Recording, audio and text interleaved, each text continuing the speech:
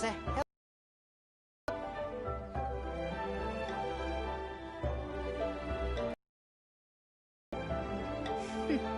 The healthiest drink is tea.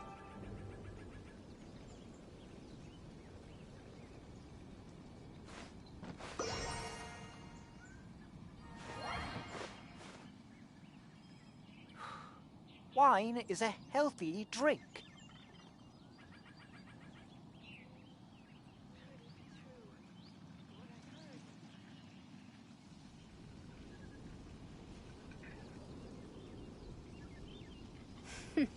The healthiest drink is tea.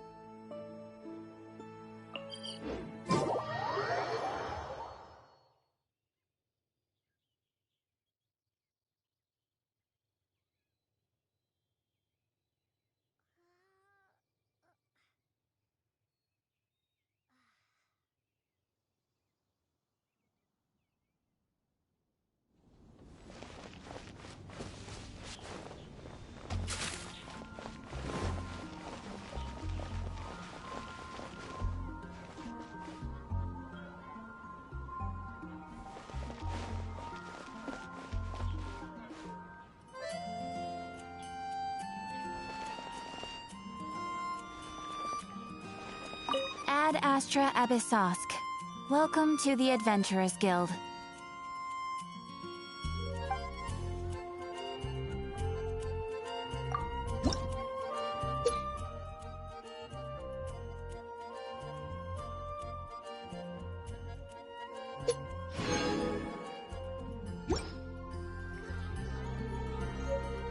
Ad Astra...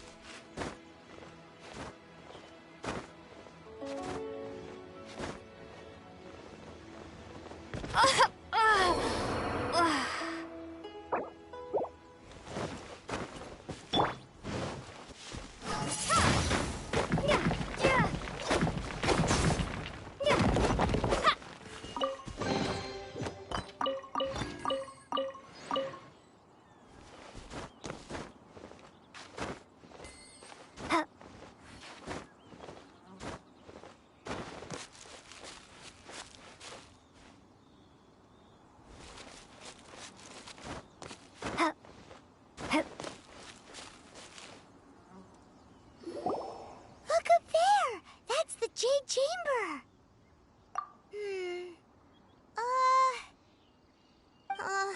This is bad. Paimon's supposed to be your guide, but Paimon doesn't know where the way up to the Jade Chamber is.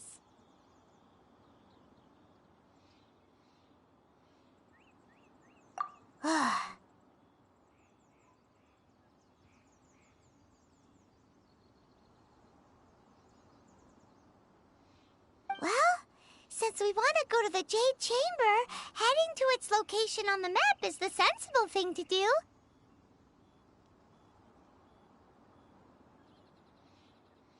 Let's look around. There has to be a way up there nearby.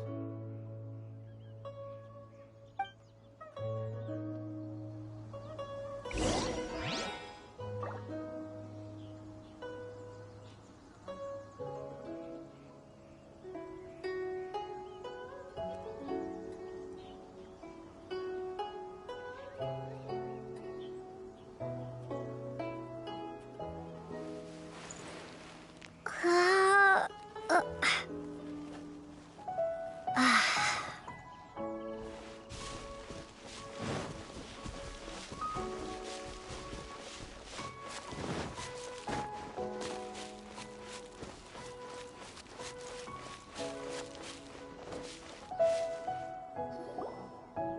Hey, look!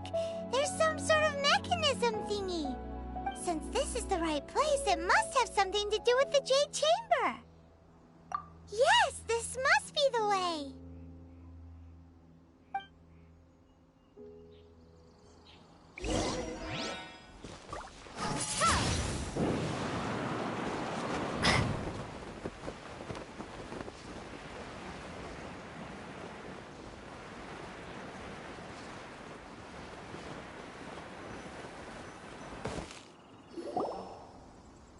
Huh?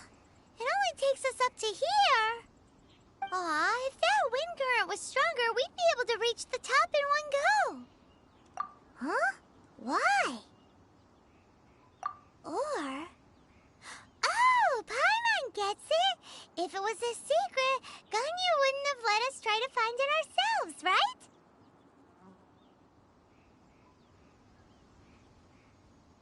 Alright, let's follow your plan. Then we can... Oh, hang on a moment. Look down there.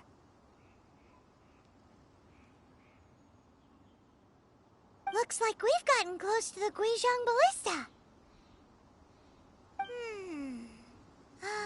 Paimon has a new idea. Why don't we shoot you up to the Jade Chamber using the ballista? No. Paimon may have just forgotten to think about the safety measures. Oh, that's right. Now that you mention it, we could use the Guizhong Ballista to see if there's another way up nearby.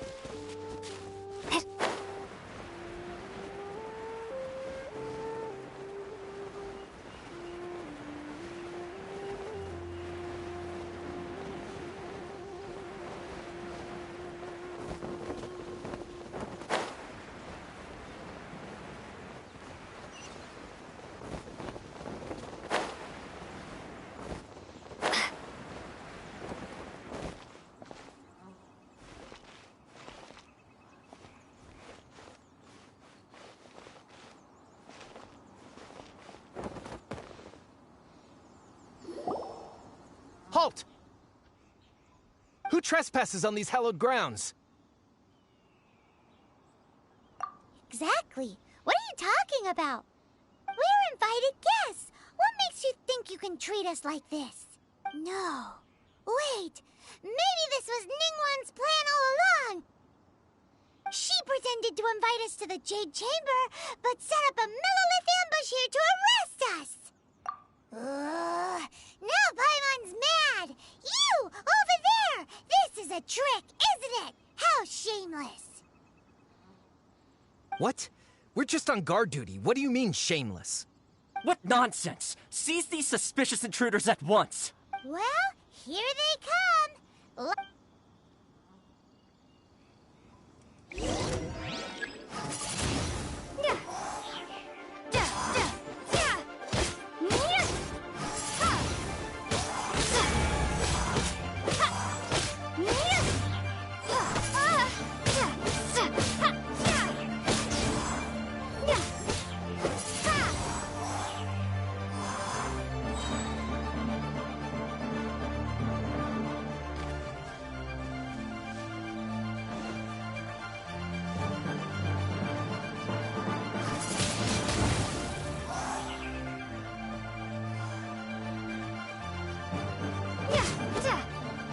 To arms! Attack! Prepare to be blown away!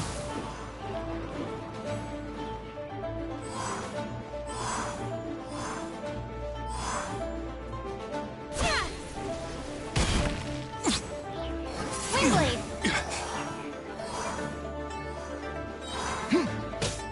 Beaten.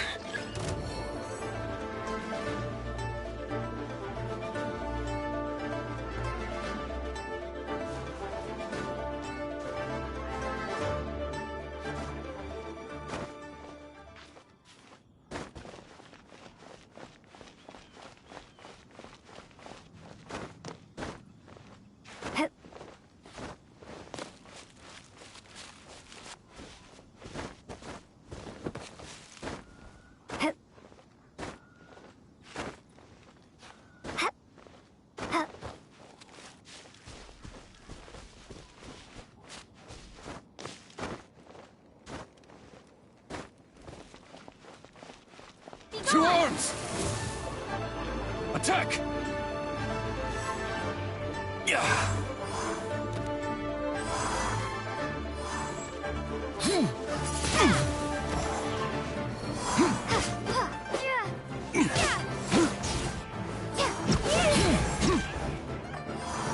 Windblade!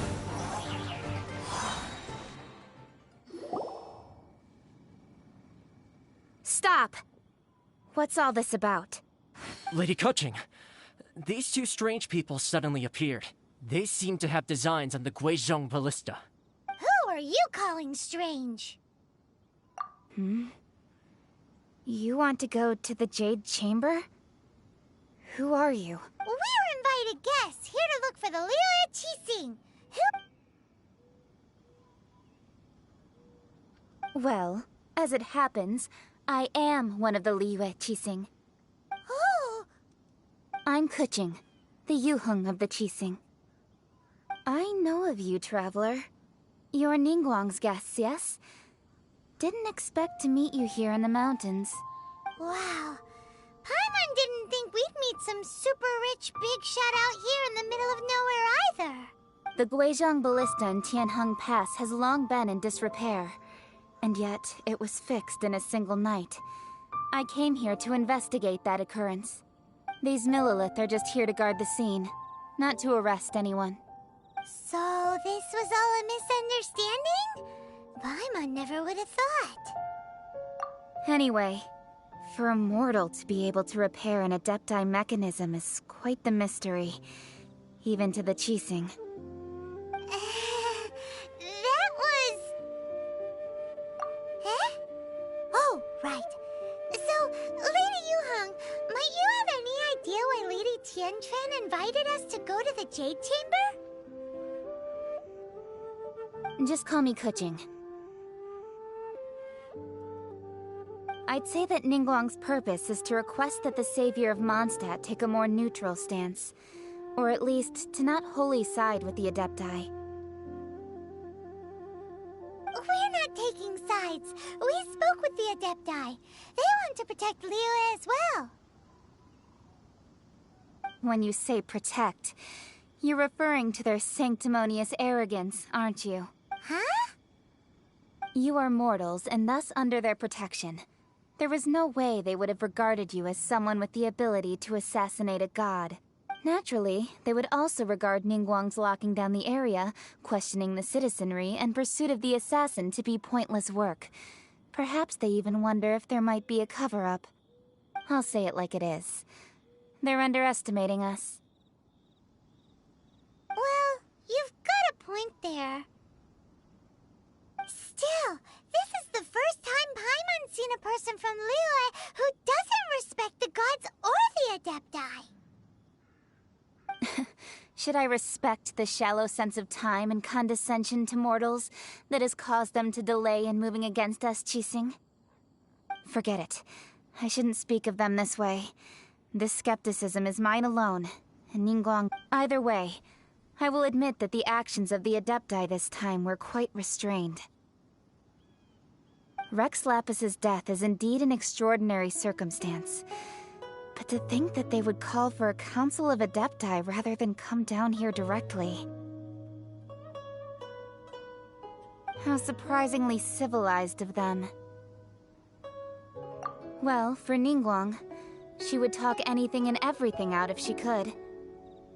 The time of the adepti has long passed. If even the Liyue Qixing don't want to face that truth, then what future is there for Liyue? Another super bold statement. I'll stop here. Honestly, I hadn't intended to say so much.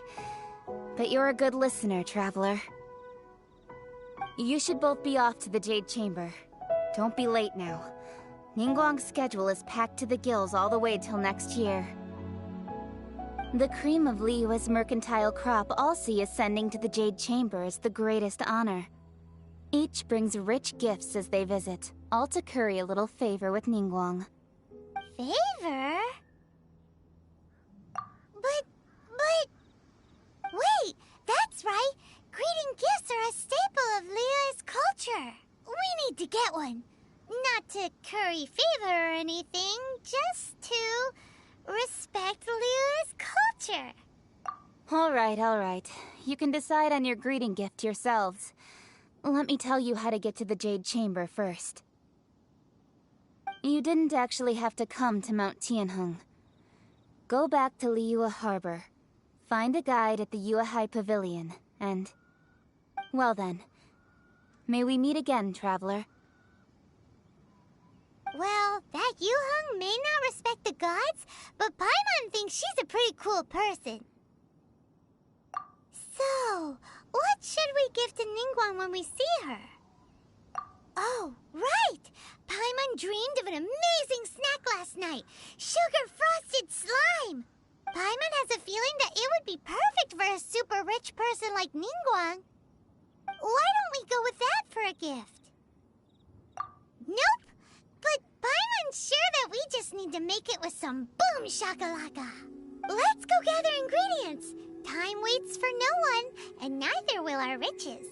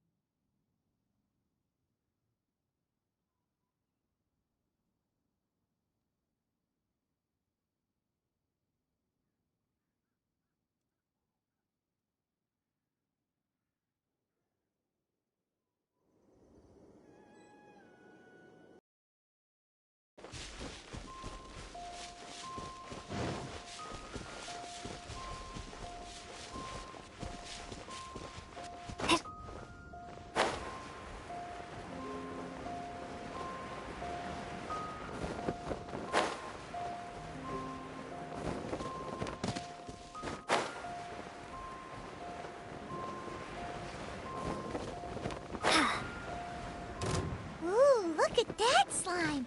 It looks crystal clear! And very delicious! That's the one!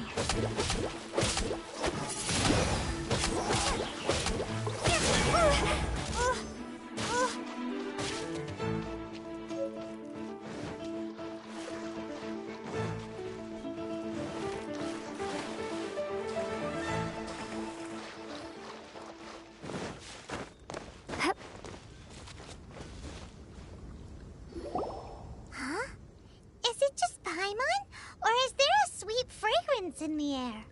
Huh? Did you hear that? It seemed like it came from those ruins over there. Uh-oh. It looks like the treasure hoarders have locked someone inside.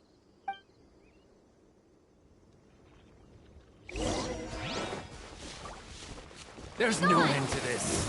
Huh. Let it rain. Oh, so sorry.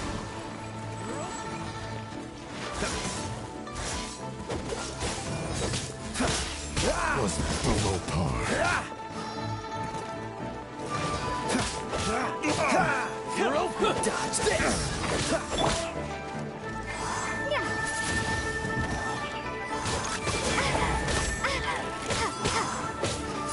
taste of this!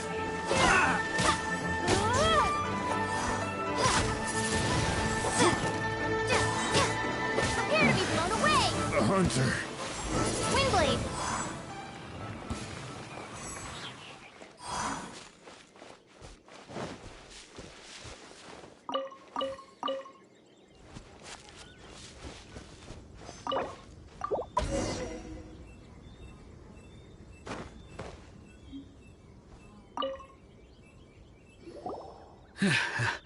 Thank you for your help, kind travelers. If you hadn't come to my aid, I surely would have rotted in this cell. Aw, it was nothing. No need to thank us all at once or anything. I understand. Don't worry. I will compensate you both. Don't say that. I only escaped this predicament because of you. I'm Meng Dan, a supplier for Mingxing Jewelry in Liyue Harbor. I often walk around these mountains in search of antiques. I never expected that those treasure hoarders would have their eyes on the same ruins that I had. Is there anything that you lack? Antiques, treasure, various knickknacks, you name it. Well, as long as you want what I have to offer, of course. Wait a moment. Actually, we are looking for something. Oh? And what might that be?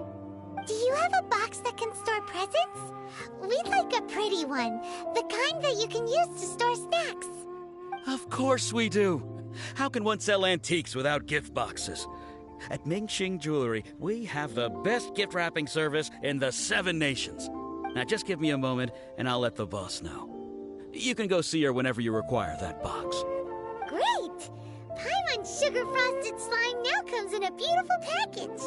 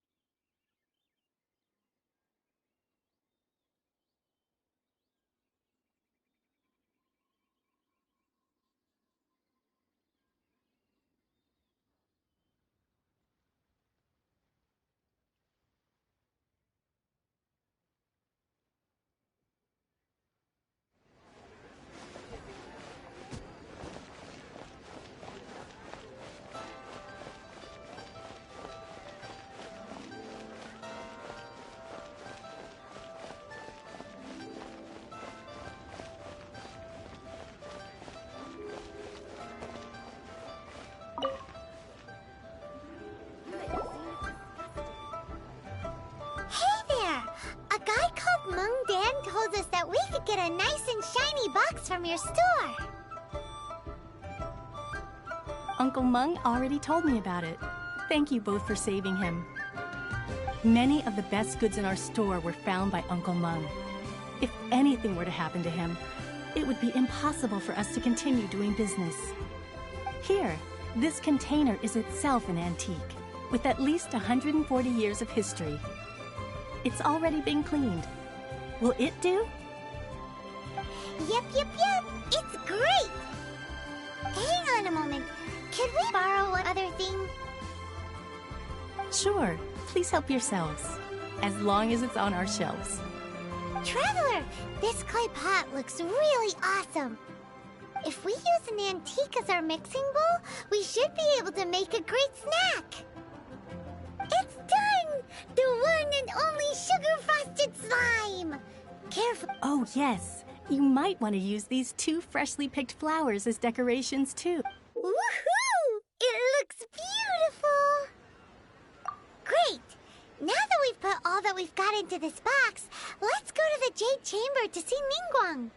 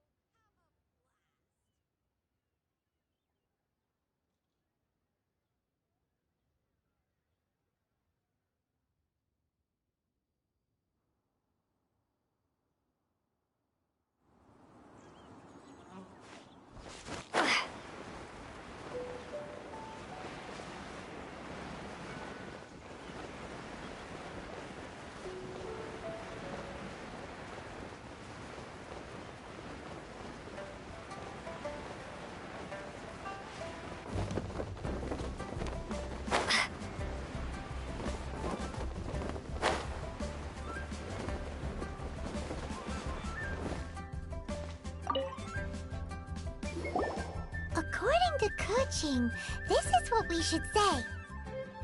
Excuse me, do you sell the moon here?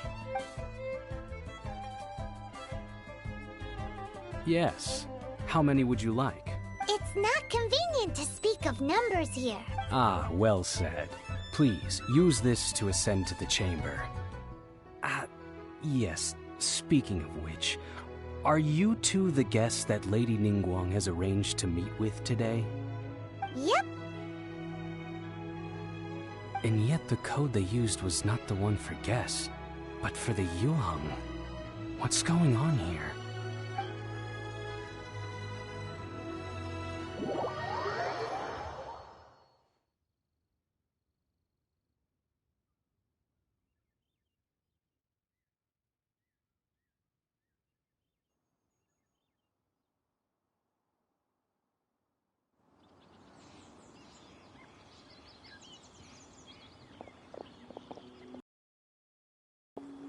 I've been waiting for you, returnee from Joyun Karst. It's Ningguang. Since this is our first meeting, we've prepared a gift. I hope you like it. Oh, for me. You have my thanks. It seems that I have made things difficult for you, considering that you were supposed to be my guests. Oh no, it's nothing. I'm glad you like it too. This palace floats in the skies, higher than the peak of any mountain. From this vantage point, one may survey all of Liyue. I have been gathering the funds necessary to build it from the time I began learning the merchant's craft. And since becoming the Tianquan, I have spared no effort in hiring the best craftsmen to constantly extend it. At first, it was but the size of one room. Now, it is large enough to blot out the moon in the skies above Liyue. One day, I believe it will overshadow all 7 nations. Not many from outside Liyue earn the right to ascend to the Jade Chamber. But I have been in correspondence with the acting Grand Master of the Knights of Favonius, who spoke highly of you. As such, I have been putting eyes and ears out ever since you reached Liyue. What? And I finally got wind of your movements when you were on the way to Wangshu Inn. Wait, was Vergoldet one of your people? Just Vergoldet? No. Everyone at Wangshu Inn is one of ours.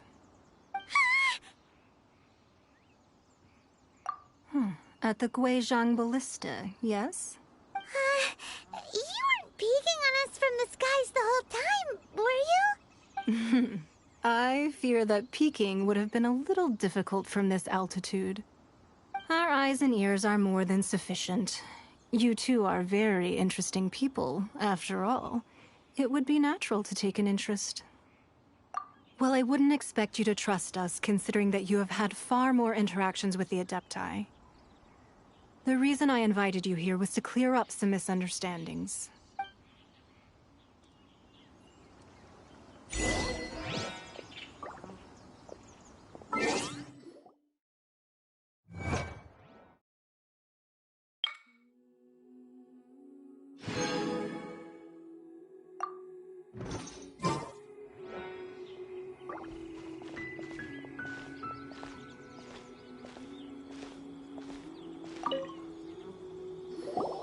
I believe that you've heard of the Archon War. Many gods used to walk this earth, and many long wars were fought between them that did not abate until 2,000 years ago. Much blood was shed, and many lives were lost. In the end, only 7 victors remained standing in Teyvat. They built cities and nations on the corpses of the vanquished, and thus began the era of the 7. You can see Goyun's stone forest from here, I trust. Beneath the spears lie those cast down by Rex Lapis in those days, gods that failed to seize the title of Archon. Not only is it true that gods may die, but so too has the membership of the 7 changed over the last 2 millennia. Rex Lapis's passing is an unimaginable disaster for Liyue, but the Order of the 7 will not collapse simply because of that. Another Lord of Geo will arise sooner or later. Yet, how are we to forget Rex Lapis? When that time comes, the relationship between the people of Liyue and the gods and Adepti will surely be different from before. Even in a new era, the Liyue Qixing remain Rex Lapis's former subjects.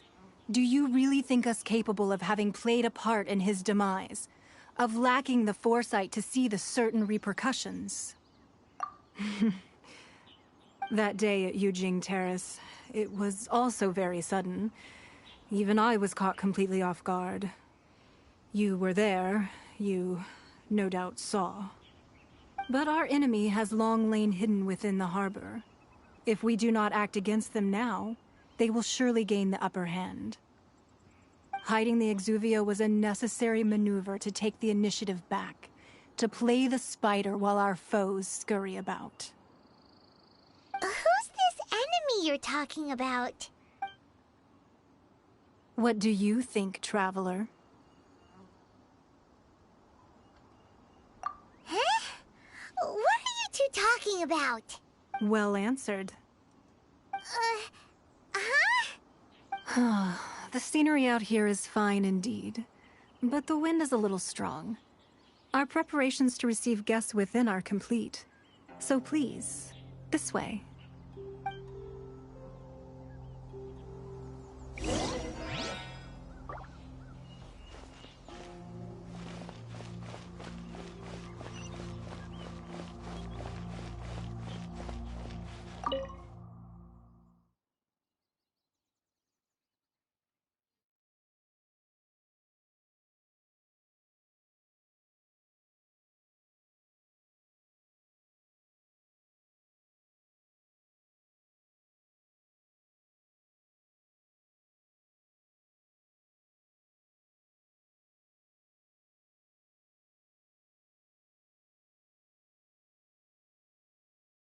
Wowee! What a huge hall! Paimon's never seen such a fancy place before.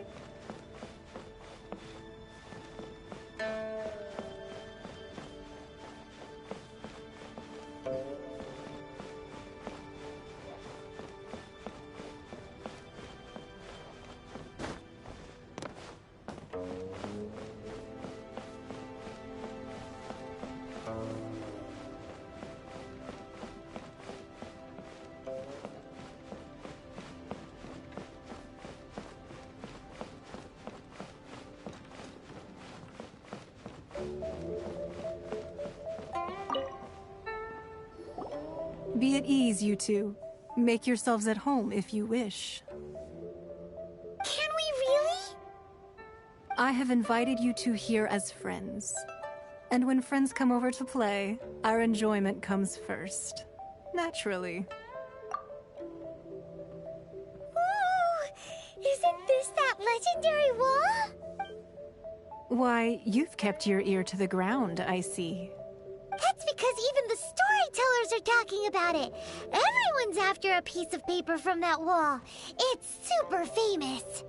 That's because that wall records Leo's secrets. Merchants have always been attracted to secrets. But the secrets of the mercantile world are of no interest to you, are they, traveler?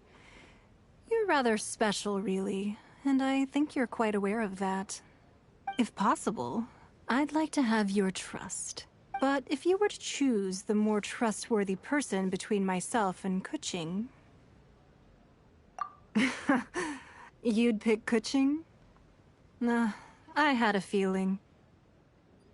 I originally thought her a bit too hard-headed. With someone of her character on the Qixing, I've had some extra messes to clean up behind the scenes. But after she said those words, the time of the Adepti has long passed. If even the Liyue Qixing don't want to face that truth, then what future is there for Liyue? Well, I must say that quite a few of my doubts have been dispelled. I won't deny that Rex Lapis's passing seems advantageous to us. But, indeed, it seems that you understood what I meant to say from the very beginning. I called for the gag order and for the Exuvia to be hidden to temporarily stabilize the situation, and also to prevent something similar to the incident in Mondstadt. With Rex Lapis's death, the Fatui have busied themselves with many clandestine actions beyond their diplomatic remit. As the Tianquan, one responsible for Liyue, I cannot be too concerned with appearances when opposing them. Allowing the rite of parting to take place was also meant to buy some time for us to take control of Liyue's administration. It's exactly as Zhongli said. The Qixing only provided the venue for their rite so they could use us for their own ends. Wait, that's right. Speaking of ends, could I say one other thing? Of course. Paimon's heard that anyone who sends a greeting gift gets a little something in return. So, does that include us? It's all right. I like direct people. Well, we have made quite a bit of trouble for you recently. How about... Yay! Paimon was just waiting for you to say that! Let's see, what should we get? One of the sheets on that wall! Don't look at Paimon like that! One of these sheets of paper will sell for crazy prices, even if it's only as large as Paimon's fingernail. Just imagine how much more a whole untorn sheet would sell for. Let's grab one! The biggest one!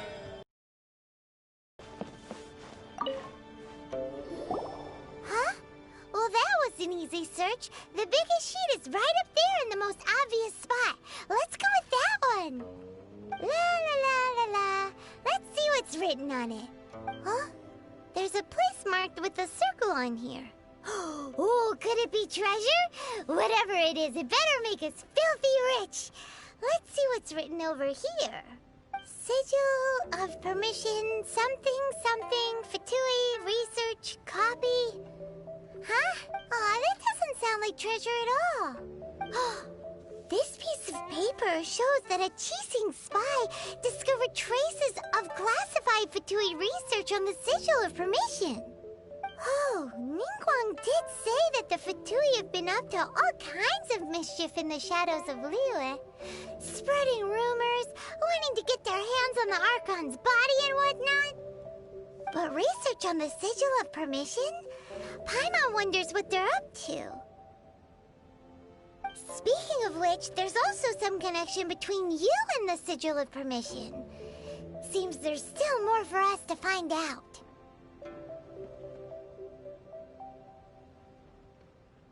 Oh, you really think so? Well, should we not go then? Oh, so you're saying that it's precisely because we can't completely trust Ningguang that we should confirm the truth of what she says for ourselves.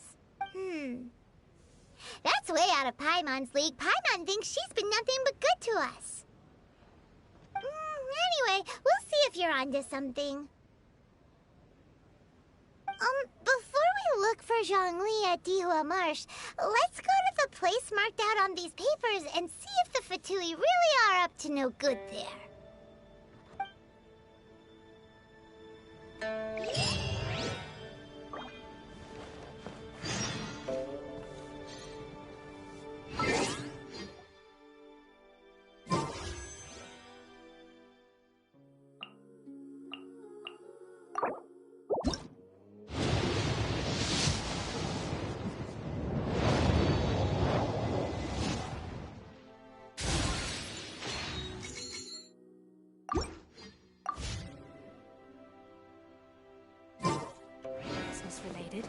is confidential.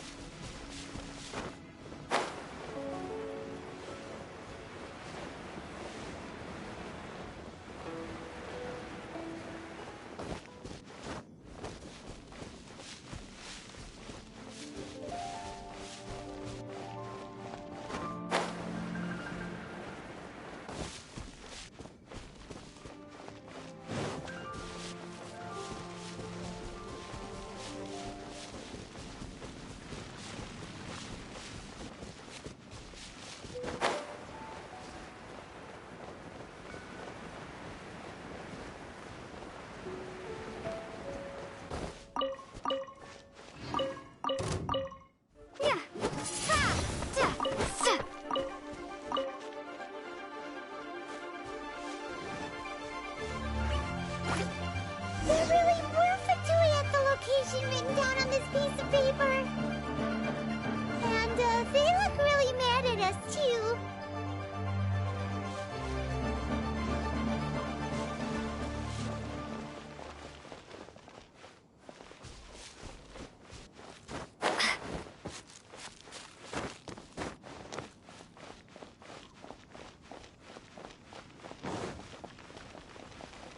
Frozen.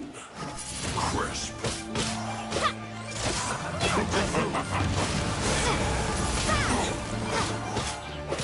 Freshness preserved. Frozen. Detoxifying heat. Ow! Oh no! Windblade!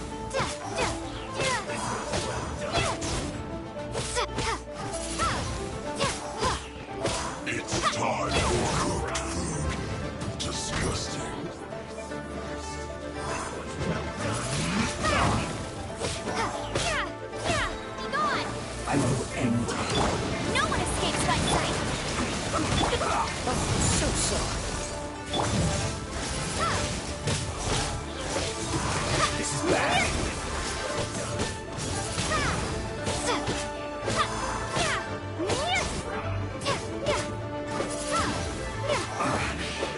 Guess not.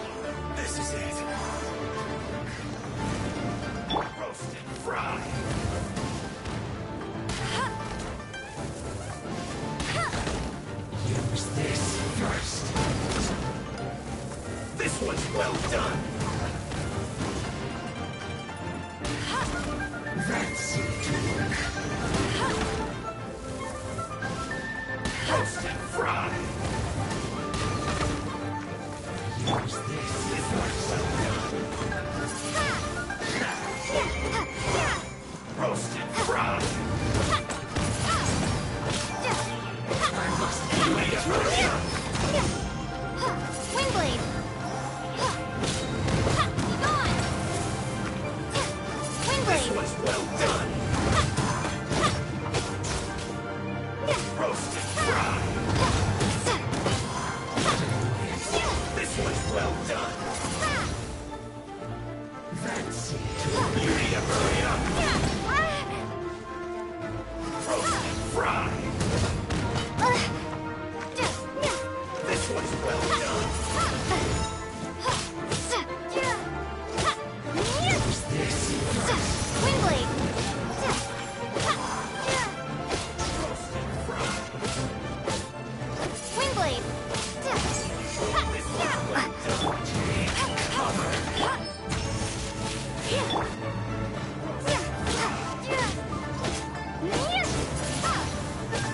This one's well done.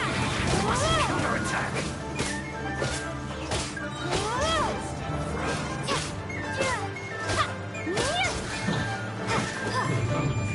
This one's well done.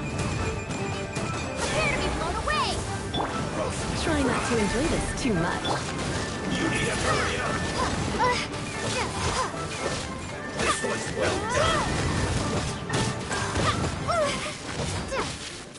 Roast and fry. You need to hurry up. This one's well done. Roast and fry. You need to hurry up. This one's well done. No escape!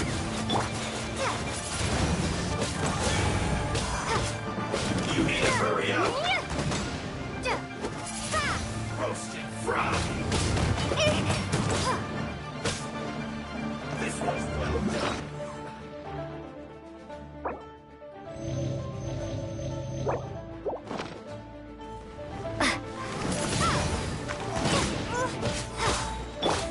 Roast and fry. So sorry. Windblade! You need to hurry up. Windblade! Feels clogged.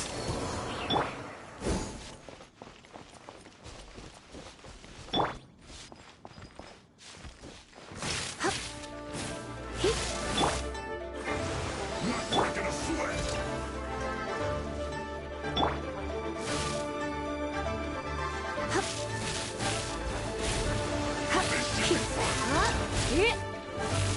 Prepare to be blown away!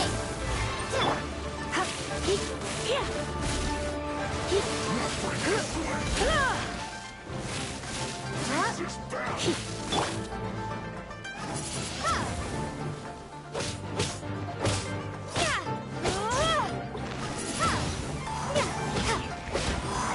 Go on. Give me a go. My duty at an end.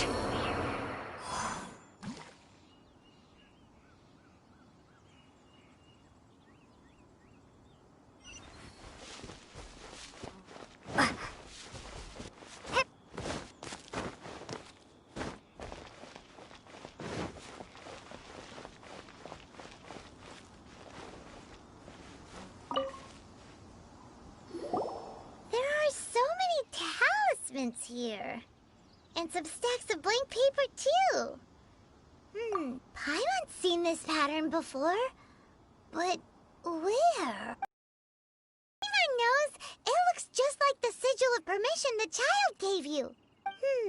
But how did a relic of the Adepti end up in the hands of someone like Child? Suspicious. Oh, that's right.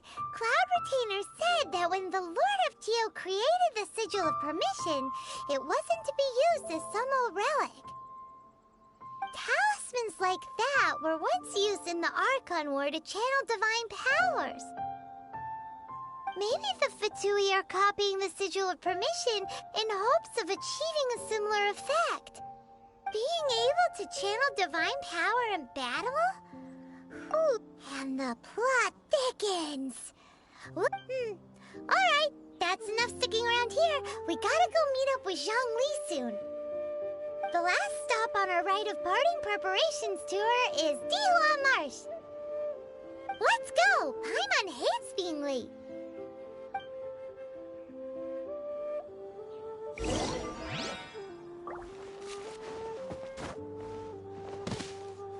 Yeah, right.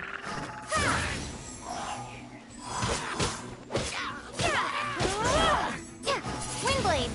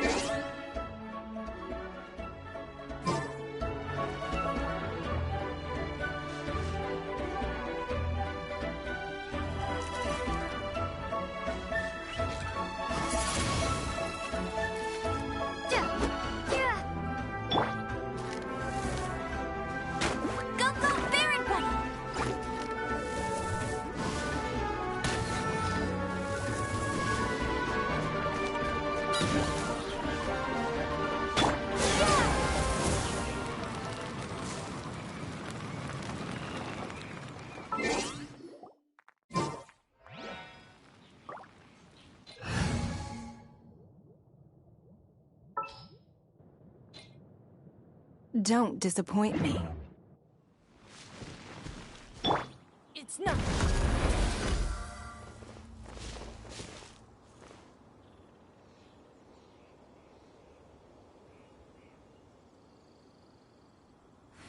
It's nothing.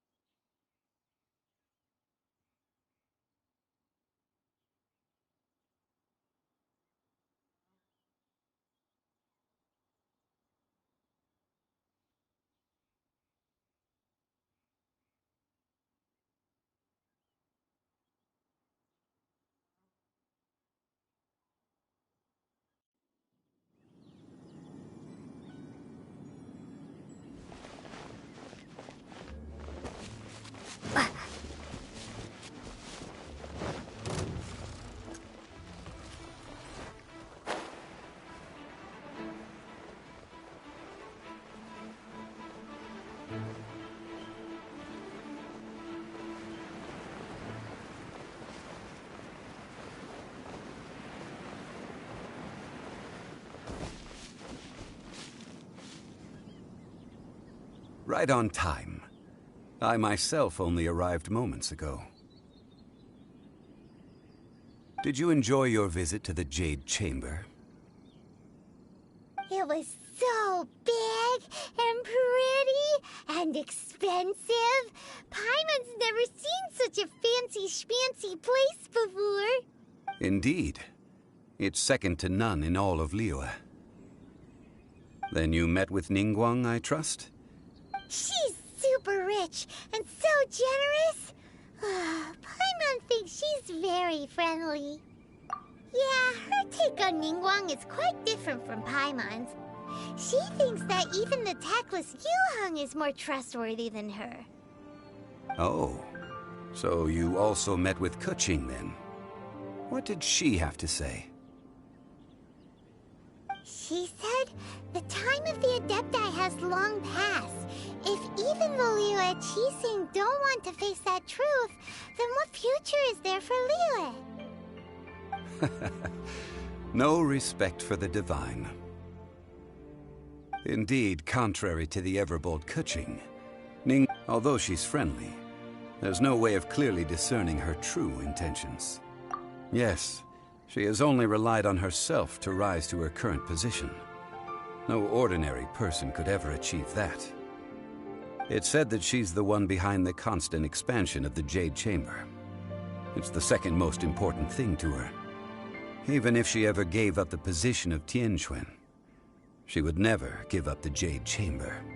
The Jade Chamber is only second. What's the most important thing to her then?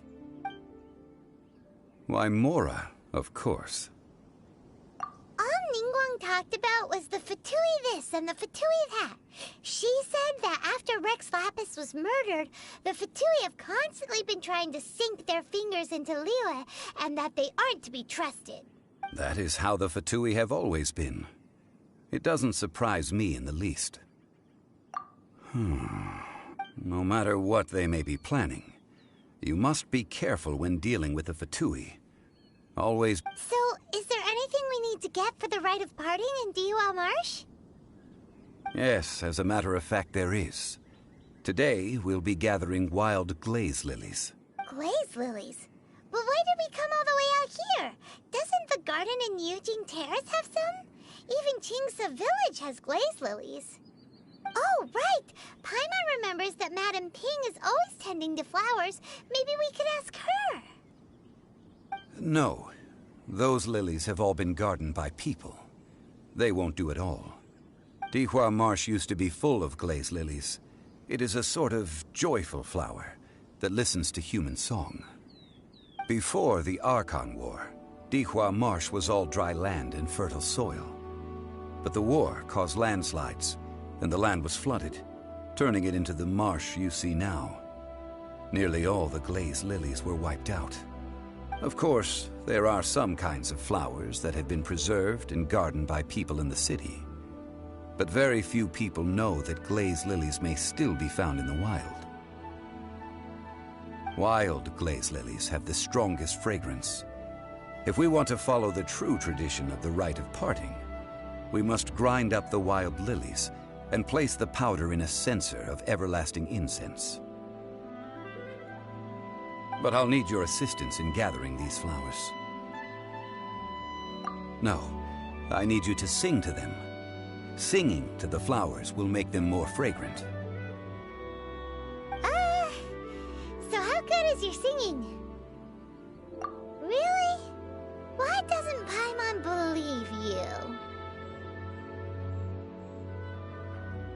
We'll only know once she starts singing.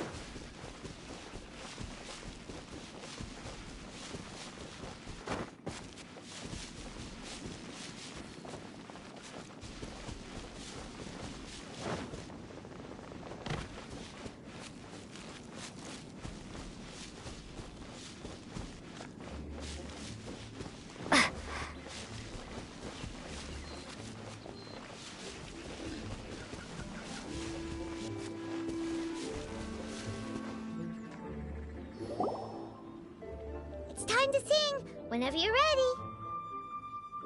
Da da da da da da da da da da da. What happened? These flowers are jumping. They look really angry. Is it because you sang a song to Mondstadt that they don't understand here in Liyue?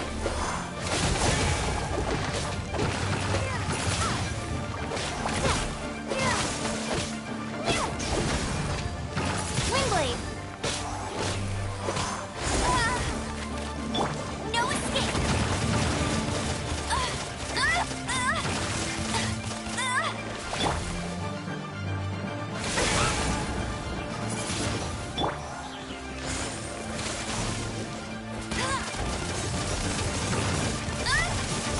Not so hard.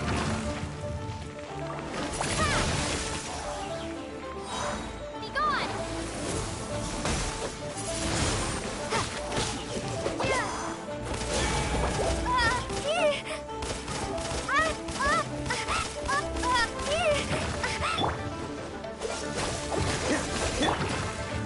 Windblade.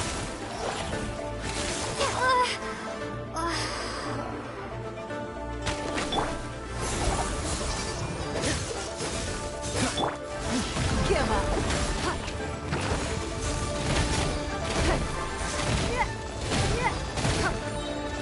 Submit.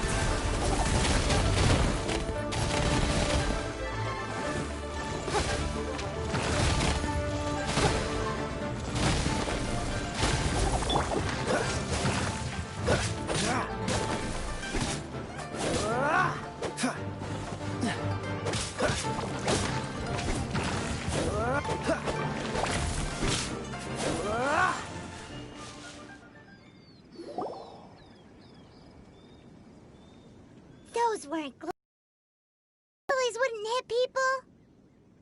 This little monster is known as a whopper flower. Strange.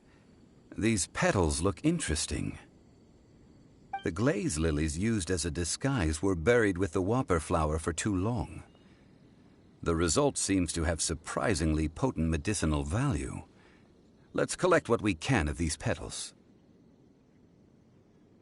Well, that's nice and all, but will those petals be useful for the rite of parting? Unfortunately, no. That's so lame. Excuse me. Are you searching for glaze lilies? Oh, hey! It's... What's-her-face? Paimon can't... Hello, traveler. I'm surprised you still remember my name. Ah, that reminds me. How was your visit to the Jade Chamber? Well, it sure would have been better if you told us how to get up there. Didn't I tell you the way? Surely I did. Nope. We found the way on our own. Oh, I see. Uh-oh. I guess I really did forget to tell them. Huh. Something seems a little off about Ganyu. She's acting different from the first time we met. Where's her serious attitude now? Ah, well, I met you at that time as an emissary of the Tianquan. But now, I am simply out on a stroll to see the flowers. You came all the way out here to see the flowers? Why not just enjoy the gardens of the city? Yujing Terrace is where Rex Lapis parted from this world. If I strolled through those lonely gardens now, whenever my duties take me near Yujing Terrace these days, I draw the windows to block my view of the gardens. Oh, sorry. We shouldn't have brought it up. No, it's quite all right. I just haven't processed my emotions yet.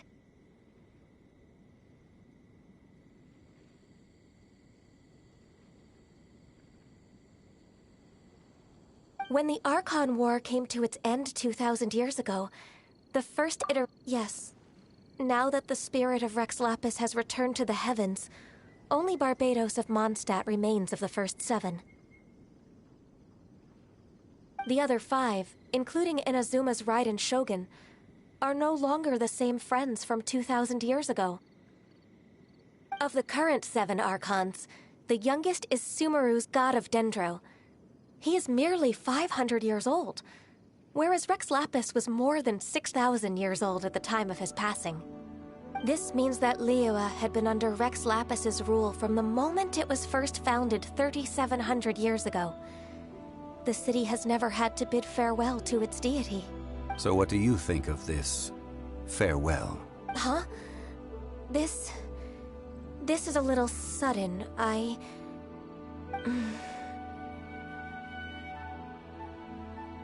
As a mortal, I've never dared to imagine a Liyue without Rex Lapis.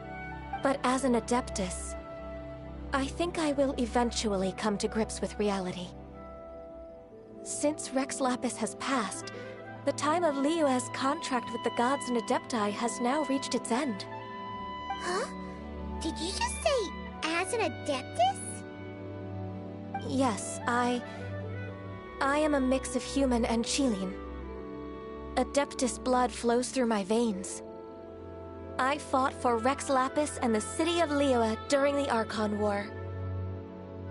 After the war ended, I signed a contract with Rex Lapis and took the position as secretary for the Qixing. Well, let's save that conversation for another day. You say that you are here looking for glaze lilies? I also know where wild glaze lilies can be found. See, I've just picked one myself. Here, you may have it if you wish. We dare not refuse it. Oh, so did you sing a song before you picked the lily? Indeed, I did. I know this tradition well. In fact, I sang a local Liyue ballad to it. Wow, so you really know your stuff, too. Thanks, Gunyu. No, it is you who I should be thanking.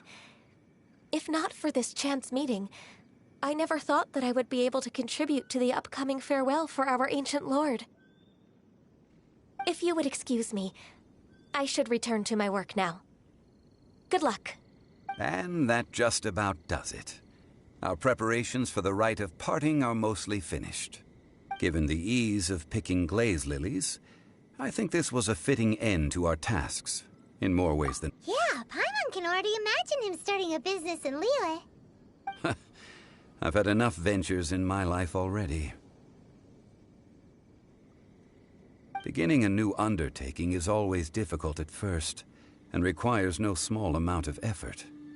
And once business is at full steam, the stress of it all only wears away at you over time.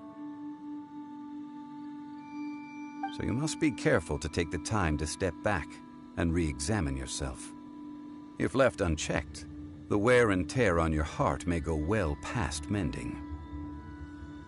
Wow. See? Zhongli sounds like he's already seen it all. Alright, I think it's about time we head back to Liyue Harbor now.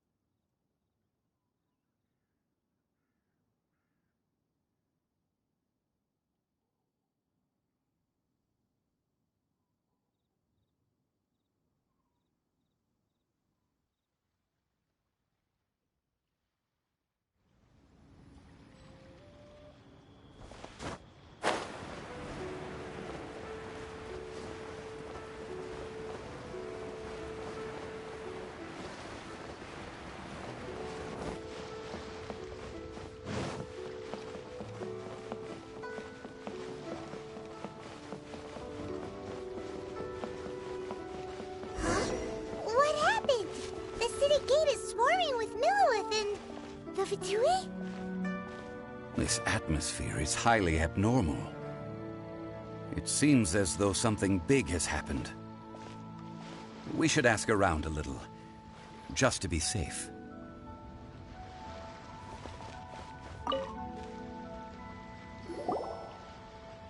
Ah, you're the consultant to Wangsheng Funeral Parlor. Mr. Zhongli, I presume. The Millilith are watching our every move now. These are desperate times. We mustn't act rashly. Desperate times? The Adepti of Joyun Karst are finally on the move. Do they intend to exercise force? Most likely. I've heard that some members of the Qixing have already gone to meet them. Well, I say meet, but it's more like they're attempting to stall the Adepti outside the city. However, both sides were quite obstinate and hit an impasse. It seems inevitable, given the current situation. The Adepti do not acknowledge the Qixing. They only acknowledge the contracts of the Geo-Archon. If the two sides come to blows, Liyue Harbor will be in no position to stop them. Surely the Liyue Qixing are not the sort to give in so easily. Their boneheadedness is known throughout the lands. Yet it's because of that obstinacy that mortals and Adepti are now on the verge of conflict.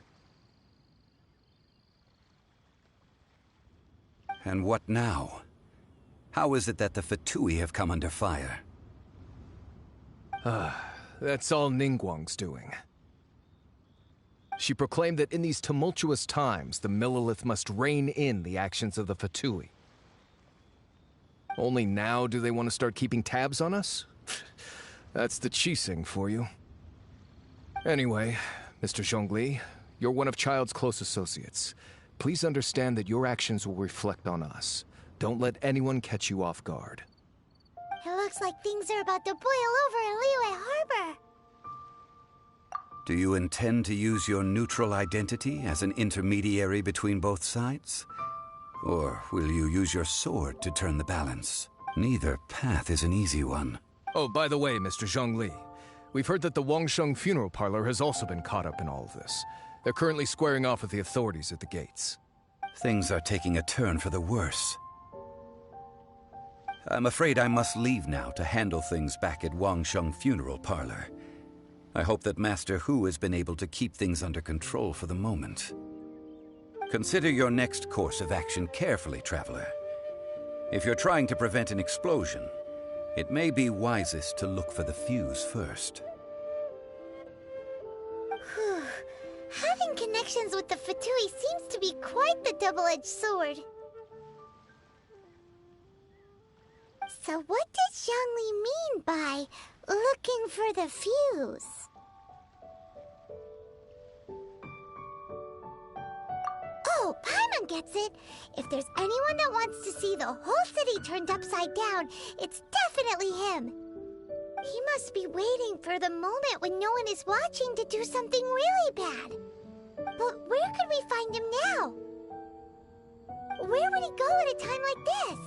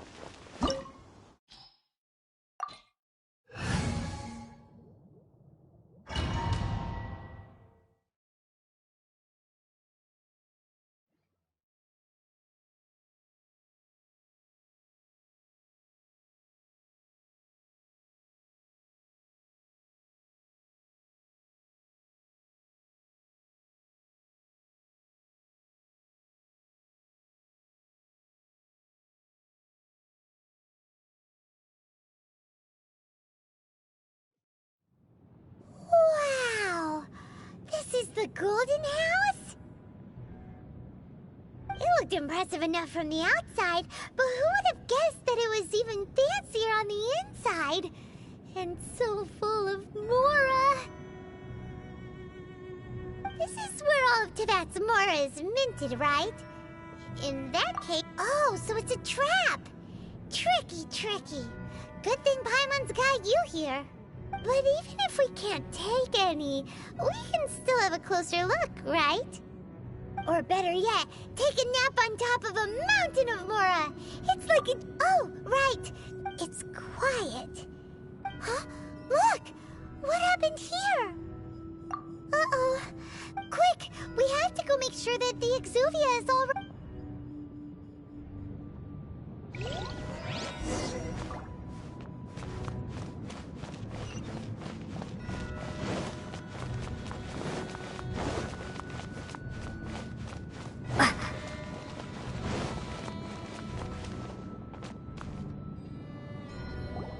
You've already fulfilled your task as guides, so why do you still linger here?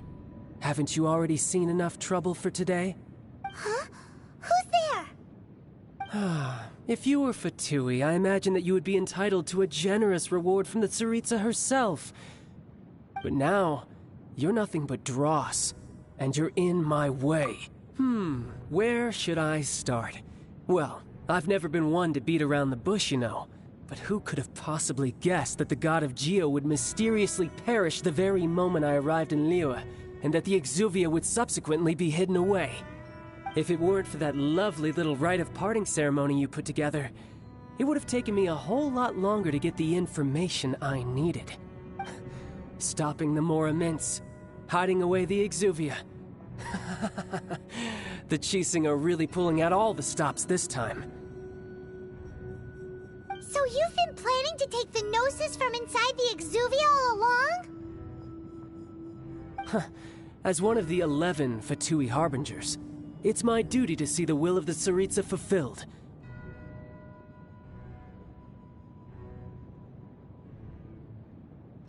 She will get that which she desires. I'm not asking for your blessing, and there's nothing you can do to stop me anyway. The time for discussion and diplomacy has already passed. I mean, if it were up to me, I would have skipped that stage to begin with. But I'm willing to do as the Tsaritsa deems fit. Either way, we now come to my favorite part. A simple pleasure, and one that I am oh so delighted to be sharing with you. The battle. Battle? So you're the type that goes looking for trouble, huh? You could say that. When Signora offended the deities outside the cathedral in Mondstadt, she swiftly left the scene once her mission was accomplished. Instead of confronting you directly, she chose to rely on the snow and ice to make her escape. She wouldn't want the knights to come running towards the sound of battle now, would she? When she faces a worthy opponent, she will prioritize her mission, weigh the outcomes, and consider the consequences of her actions. But as for me, the greatest pleasure of being a Harbinger lies in crossing blades with strong opponents. We won't let what happened in Mondstadt ever happen again! Oh, so you intend to fight me? Good. I won't kill you, Traveler. I'll just play along, to feel the thrill of battle. Besides, you could never defeat me, not even in your wildest dreams. But hey... Fighting talk, I love it! Now let's see you live up to it.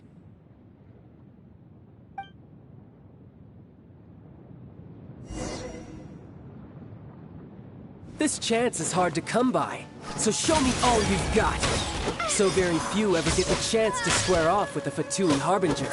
So come now, amuse me, and don't you dare disappoint. Windblade! Passable effort. Cowering already? Windblade! Poor timing.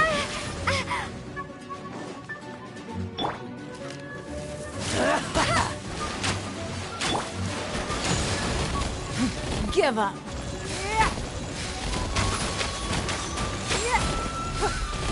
Celestial Voyager! Is this the end of Genshin?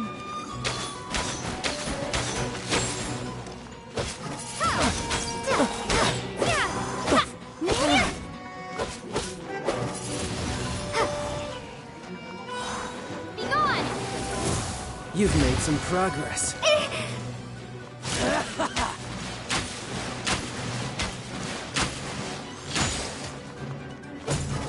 Passable effort. Poor timing.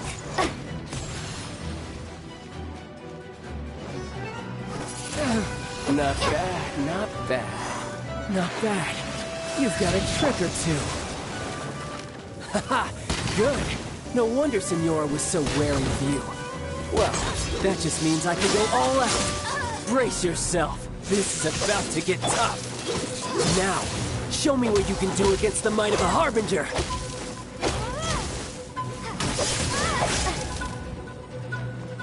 No use hiding back there. Gotcha.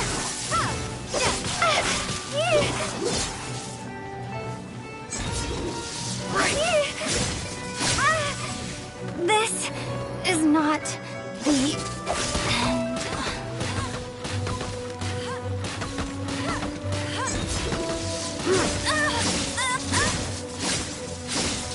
Go, Barret Bunny! Raging Tide! That's cheating!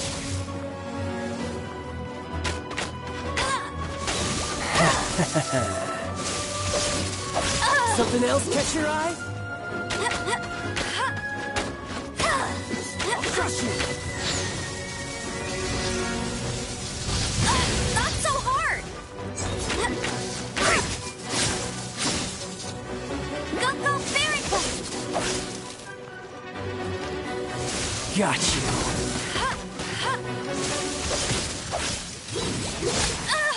You got me.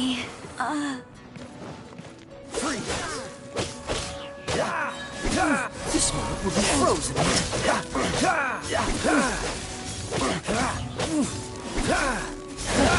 You've got some skills. Freeze.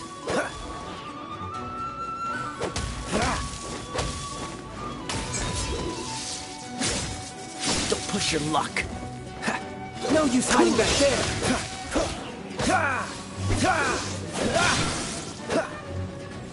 Freeze.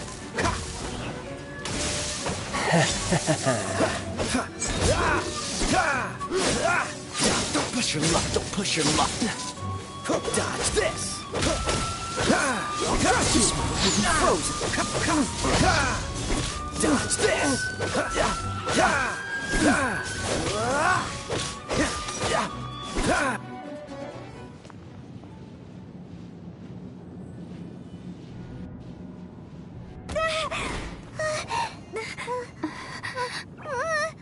Not bad. Your swordsmanship is quite impressive. But that's about as far as you'll get.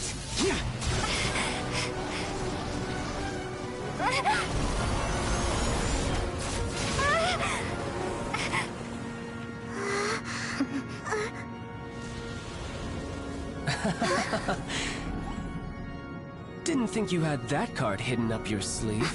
You were just playing us to get close to the Exuvia! Oh, quiet down. Stop acting like some wide-eyed recruit. You've seen this world. You of all people should know. This should have been expected! Well then, I'll be taking more Axis Gnosis now!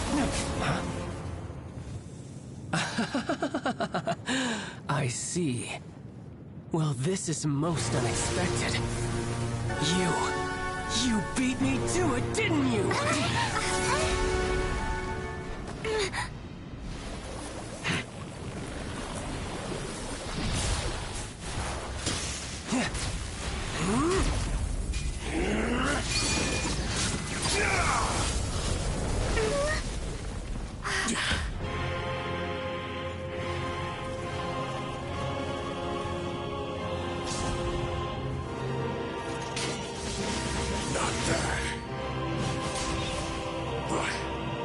This is going to cost you! Yeah!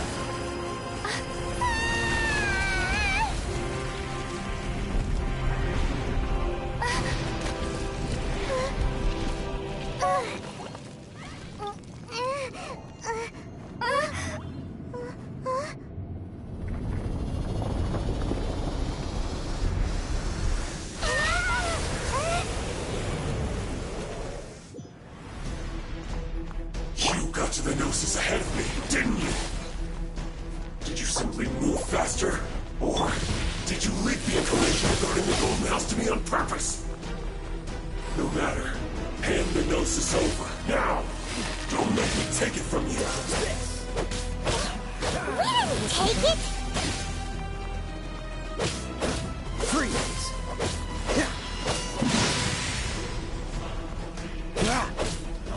Cool it! This moment will be frozen in time. Better run! Cool it!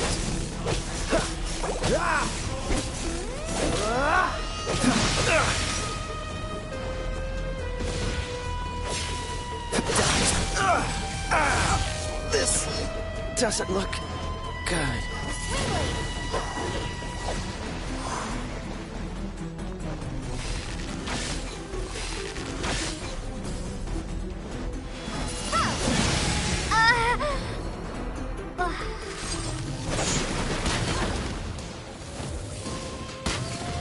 Now!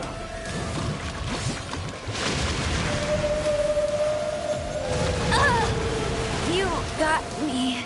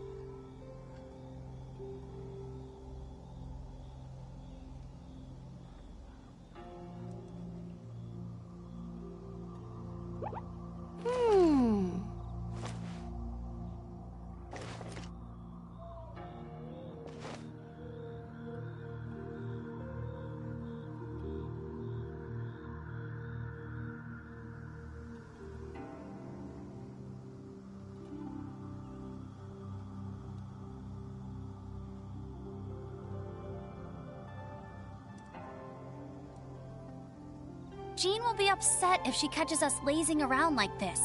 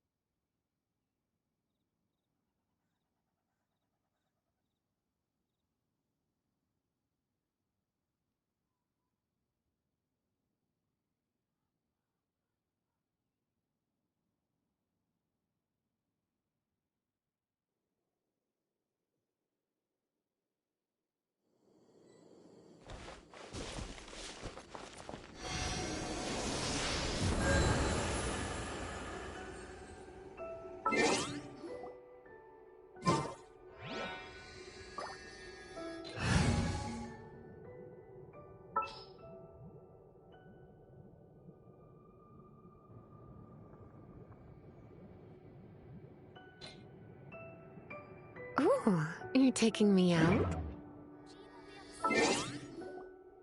Just us lazing around like this.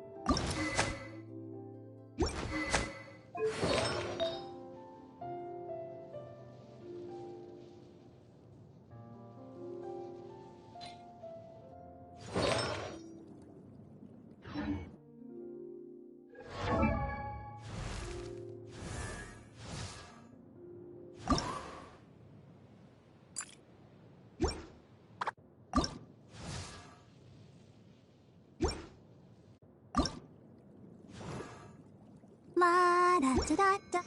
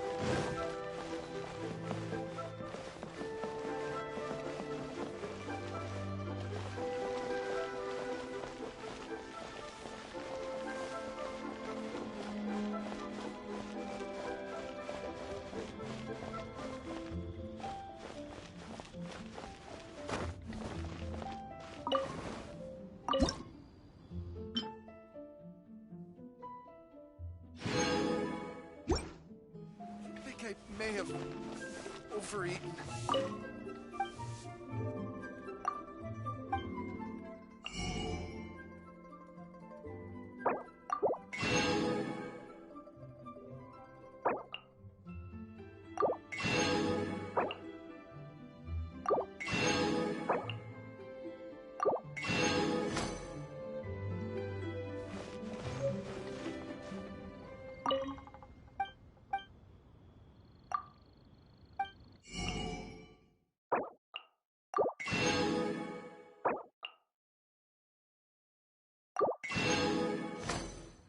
Liyue people must have iron stomachs.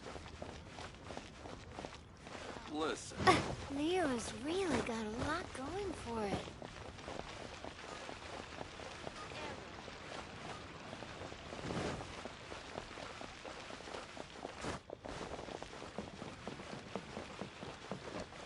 Add a-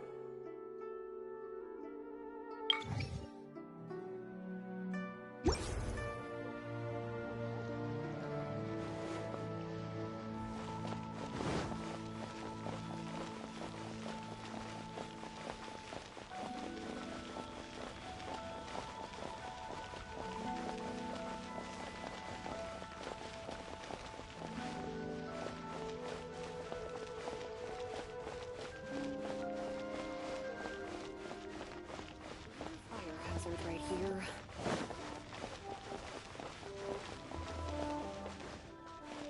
Try something new at the Wanmin restaurant.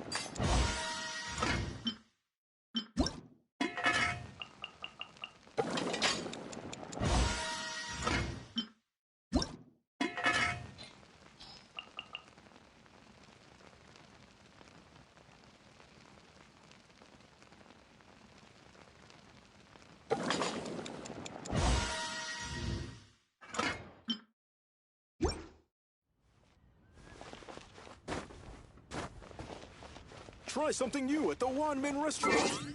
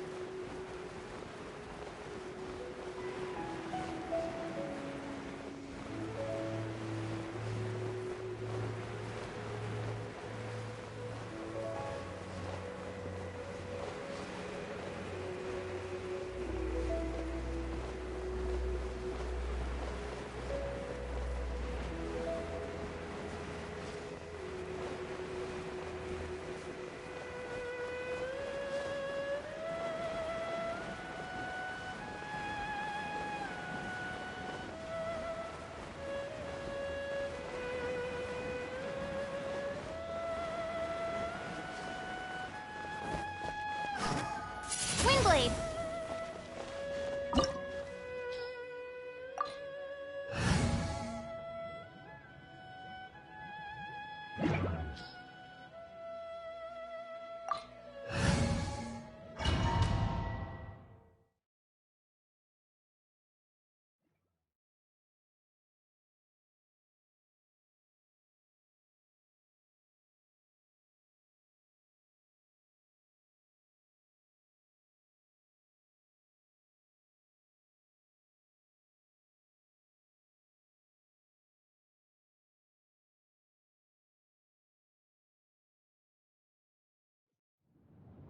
Wow!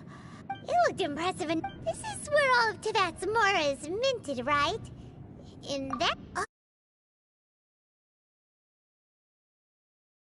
Diamond's guide, but even if we can... Or better yet, take a nap on top... Oh, right! It's quiet. Huh? Look! Uh-oh. Paimon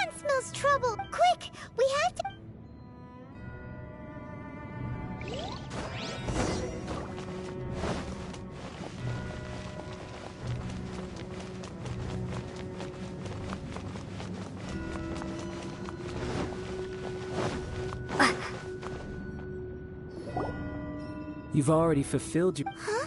Who's there? If you were Fatui, I imagine that you would be entitled to a generous reward from the Tsaritsa herself. But now, you're nothing... where... If it weren't for that Stop. So you've been planning... As one of... She will get that which she did. I'm not... The time for discussion. Either way. The battle. Battle? Instead of confronting you when she faces a war... But as for me... We won't let what happen... Oh! Besides, you could never... Fighting talk,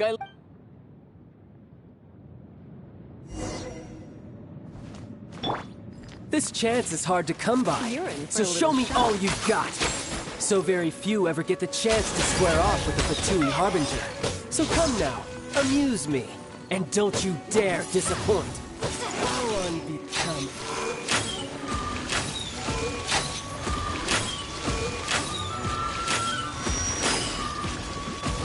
Passable left. Cowering already?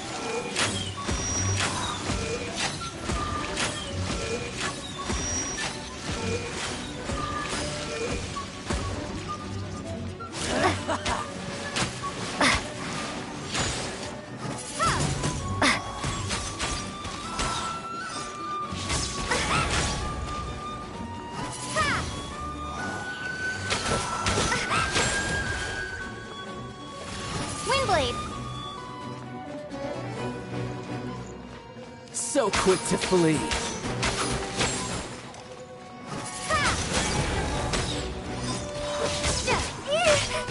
Be gone! Celestial Voyager!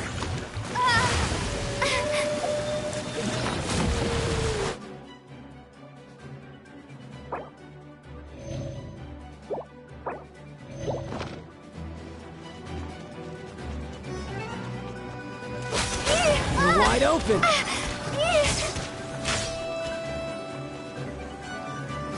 How unbecoming.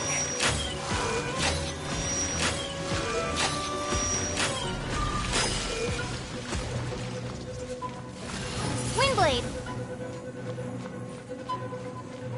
A clear shot.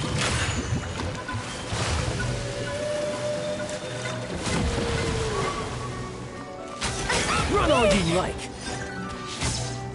Windblade! Try this.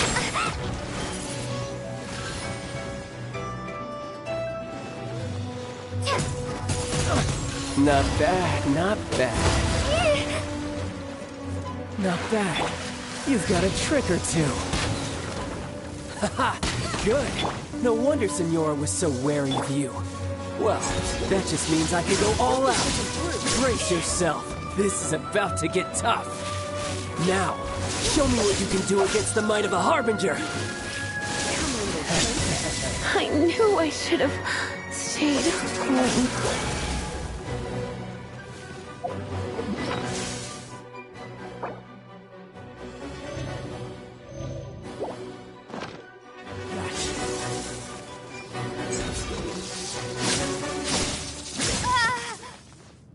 No use hiding back there.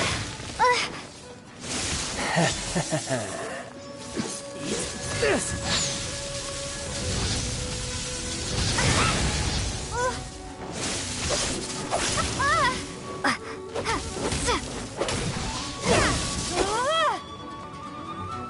Windblade!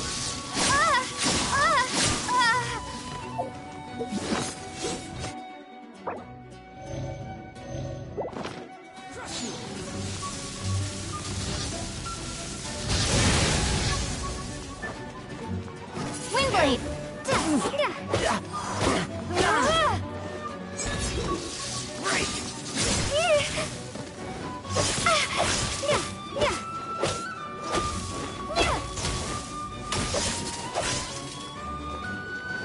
All you do is run. Got you.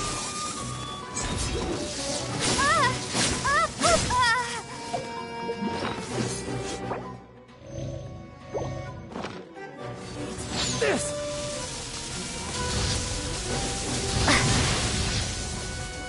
use hiding back there! Be gone! All you do is run!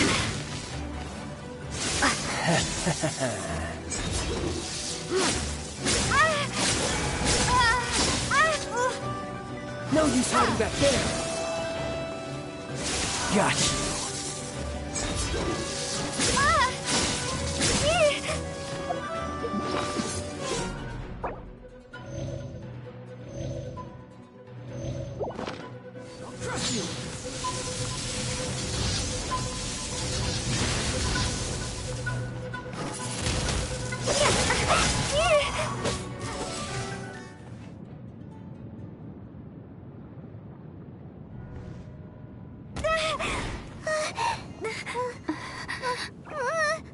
Not bad. Your swordsmanship is quite impressive. But that's about as far as you'll get.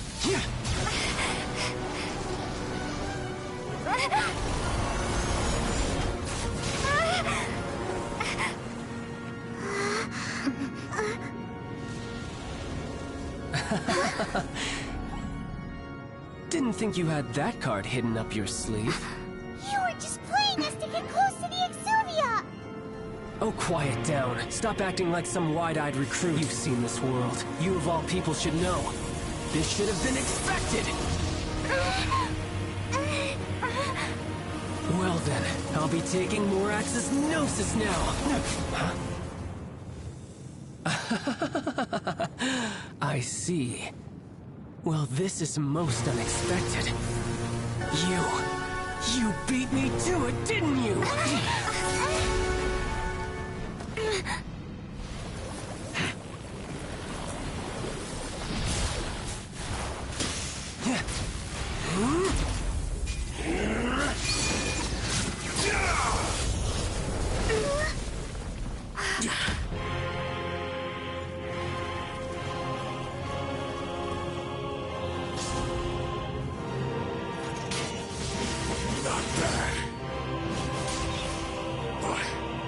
This is going to cost you!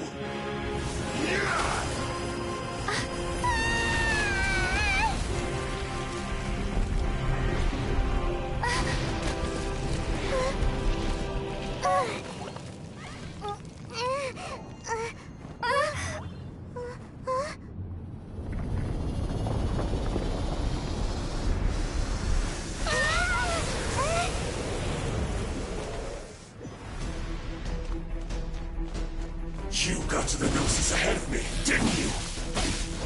Did you simply move faster? Or did you leak the information regarding the Golden House to me on purpose? No matter. Hand the Gnosis over, now! Don't make me take it from you!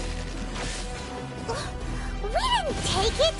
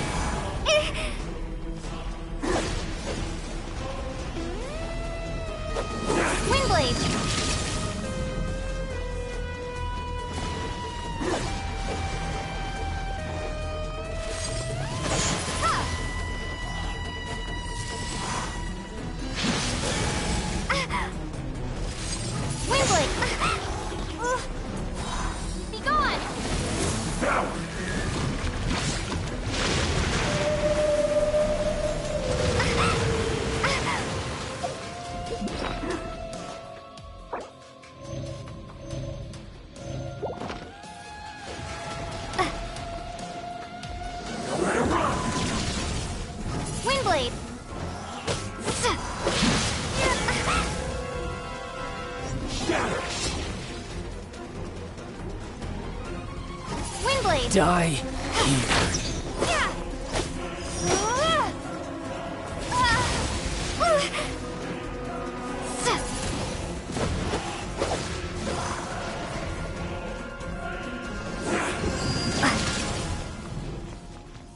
Windblade!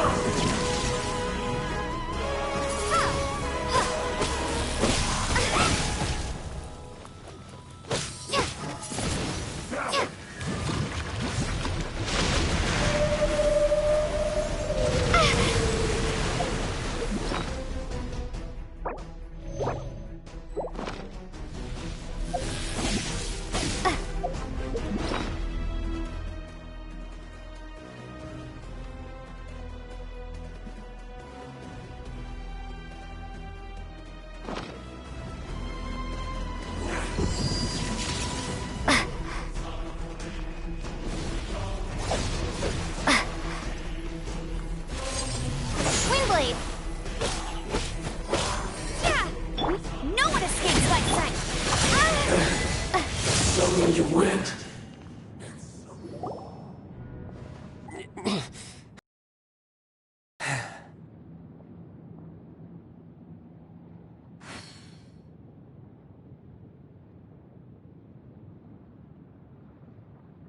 Look!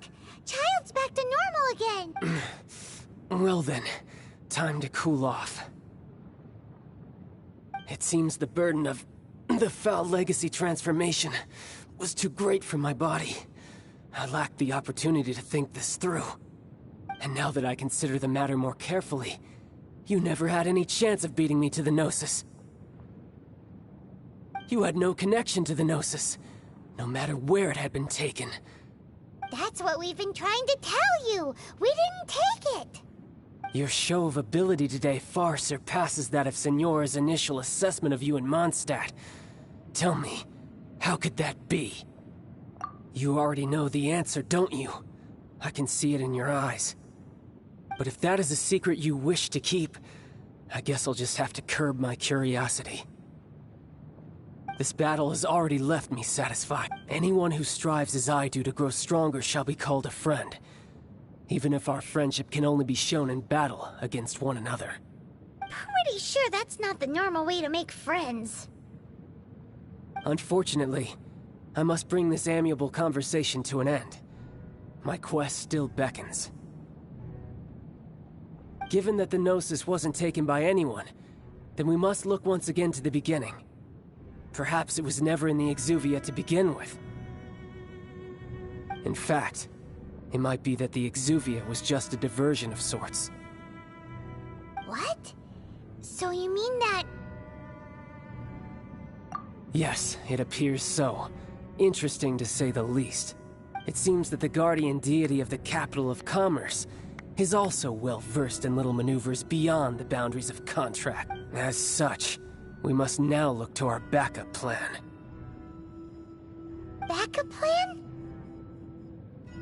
I had hoped it would never come to this. I absolutely detest working with those who are weaker than I. The truth is, the world belongs to those of us who desire to become strong.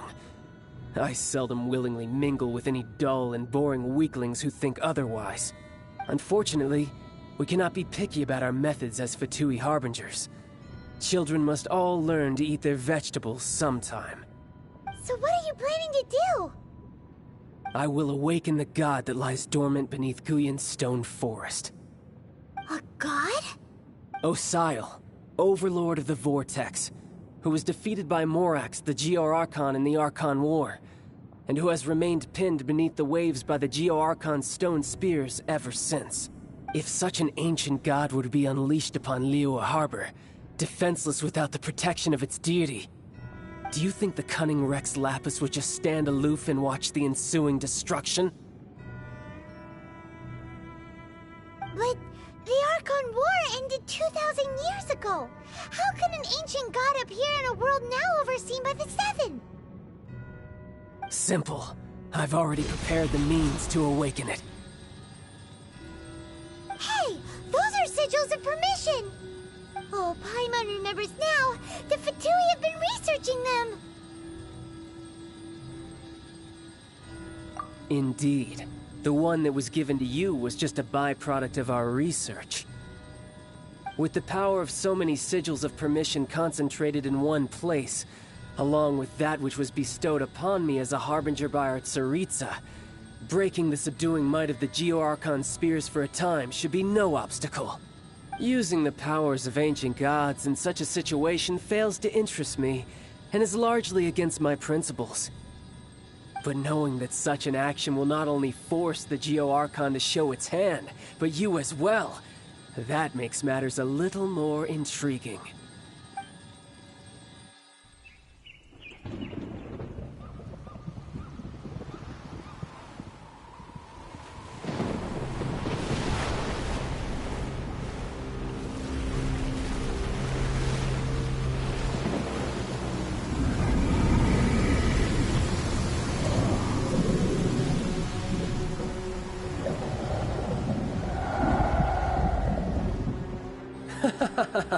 Let's see. Will the nation that has lost its deity be swallowed up by an ancient malice once more? If you wish to drown together with the people of Liyue, you're free to stay and enjoy the show. Huh? He's already gone. That guy is fast. What's going on?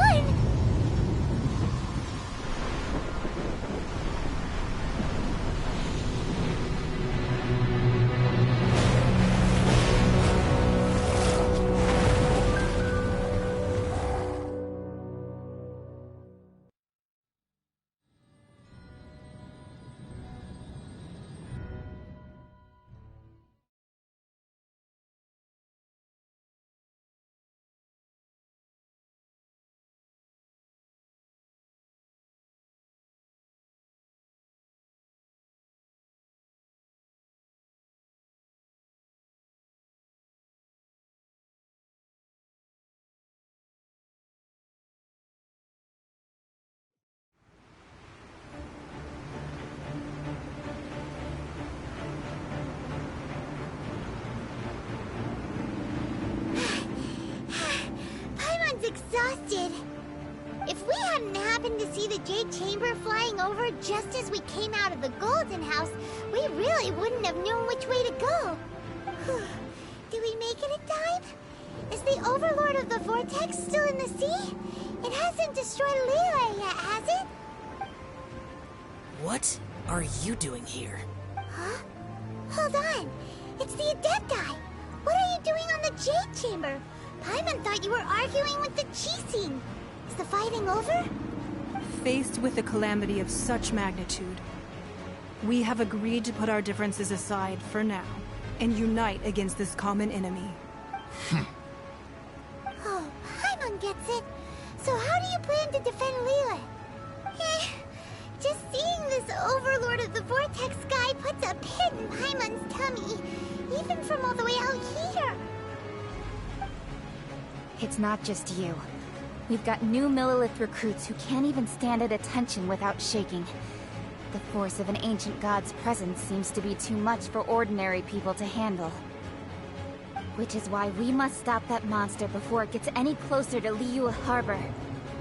So the Archon War was fought 2,000 years ago against enemies like that thing? So will the power of the Qixing, Millelith, and Adepti gathered here be enough to stop that god? We've already discussed this together, and our conclusion is... not necessarily. What? But all of you were supposed to be the Guardians of Liyue. Can't you think of something?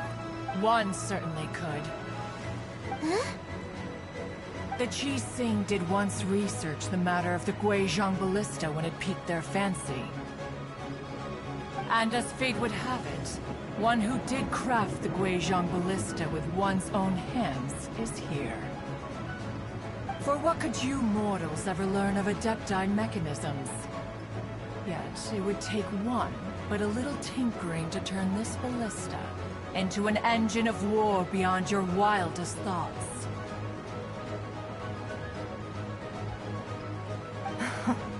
I suppose this is one blessing from the Adepti that we should be thankful for. So be it. We shall use the upgraded Guizhong Ballista to fight off that god. All the Adepti here can lend their strength to man it.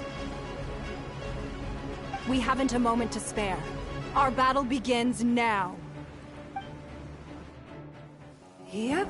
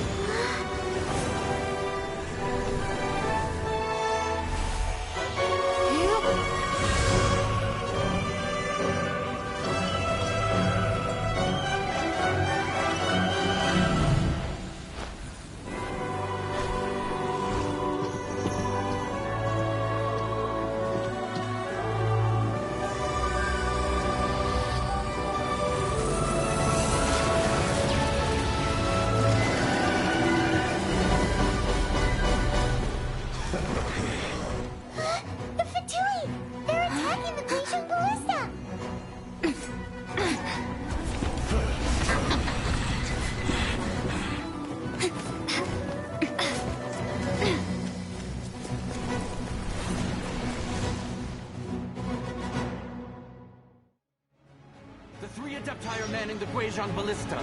Do not let the Fatui disturb their work. All able Millilith, with me! Let's go help too! We Adepti have not faced a god in several millennia. Let one see what you're made of then. What strength remains within you? One wishes to witness.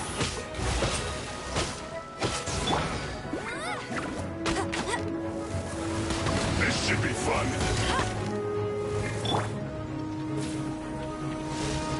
You're in for a little shock. We'll break you.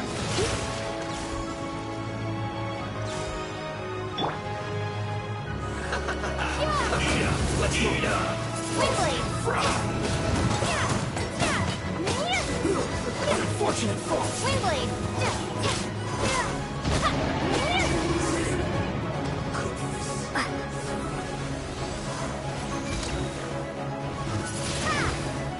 Let it rain! It isn't time for a break yet.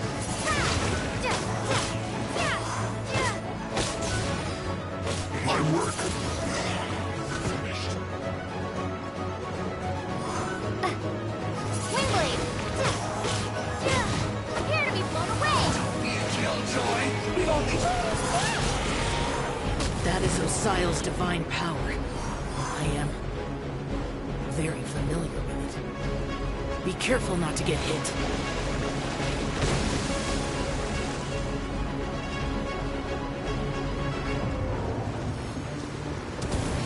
The Fatui! Their attacks are unrelenting! How daring. Snezhnai's diplomats will answer for this afterward. Every last one.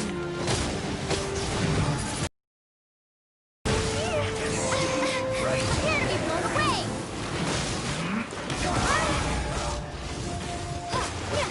This should be fun. The ancient guy's attacking again!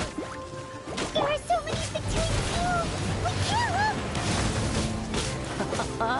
Were you about to say we can't hold them, children? This is not the end. Don't lose heart. Here, take this. This is Depto energy! That light from your body, it's like the tiny giant cars! Wow, it's Madame Pink's shockwave! This granny's really strong!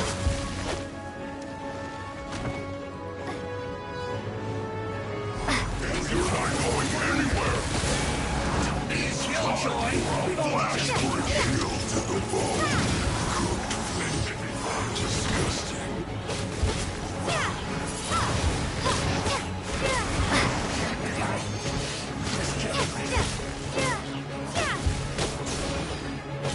My work. Finished. With the blood of the Chilean, I guard you against evil. Cast your fear of injury by the wayside and fight with all your might. I too did this during the Archon War. So good that your granny's like it outside! My name means swiftness.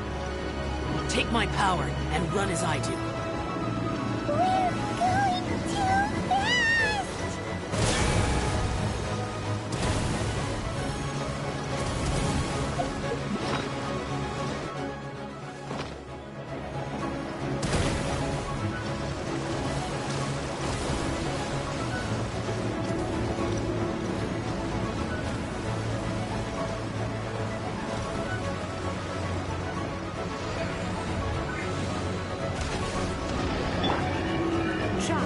You are strong in body and spirit. Perhaps you can withstand 3 forms of adeptal energy at once. This will hurt a little. Please bear with us. Once you've adapted, try to use that in battle.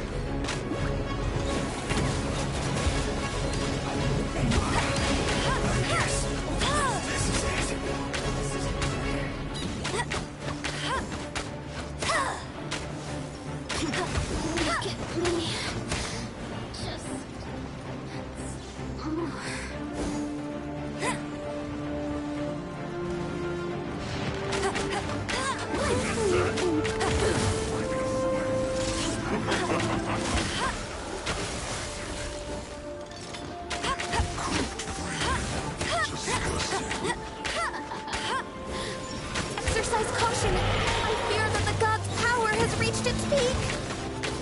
In other words, if we hold here, there's nothing worse to come, right?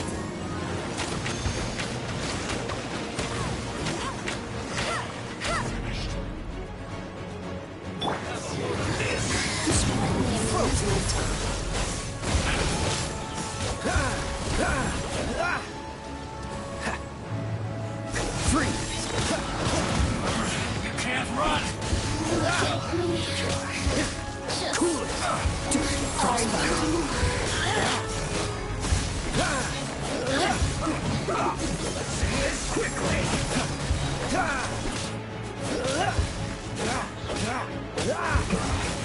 This isn't good.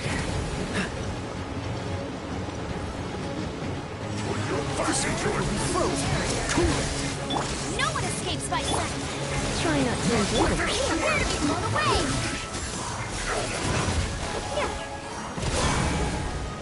The Batui's numbers are thinning! Fight on, comrades! Once we finish this lot off, the Adepti will be able to deal with the god in peace.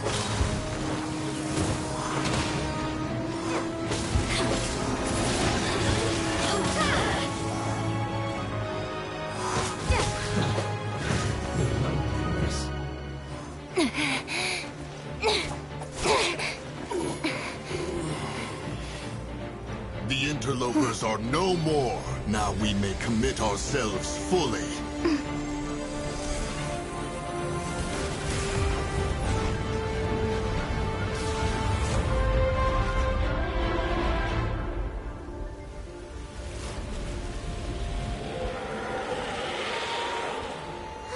It's working! We just need to keep this up!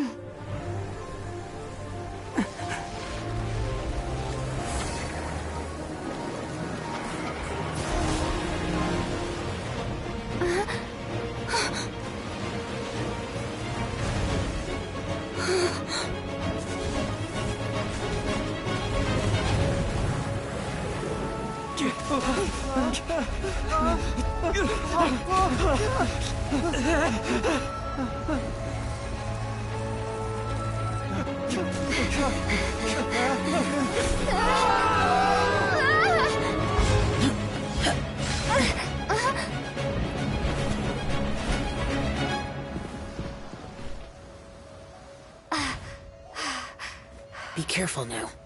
The Guizhong Ballista is destroyed. Without its covering fire, retaliation shall be difficult. But the Jade Chamber is our last line of defense. We can't give another inch, no matter what. I have another idea.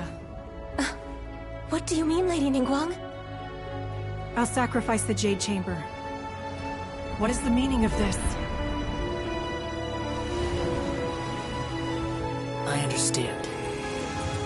Traveler, lend me a hand. Farewell, old friend. Goodbye for now. Let us meet again in the future.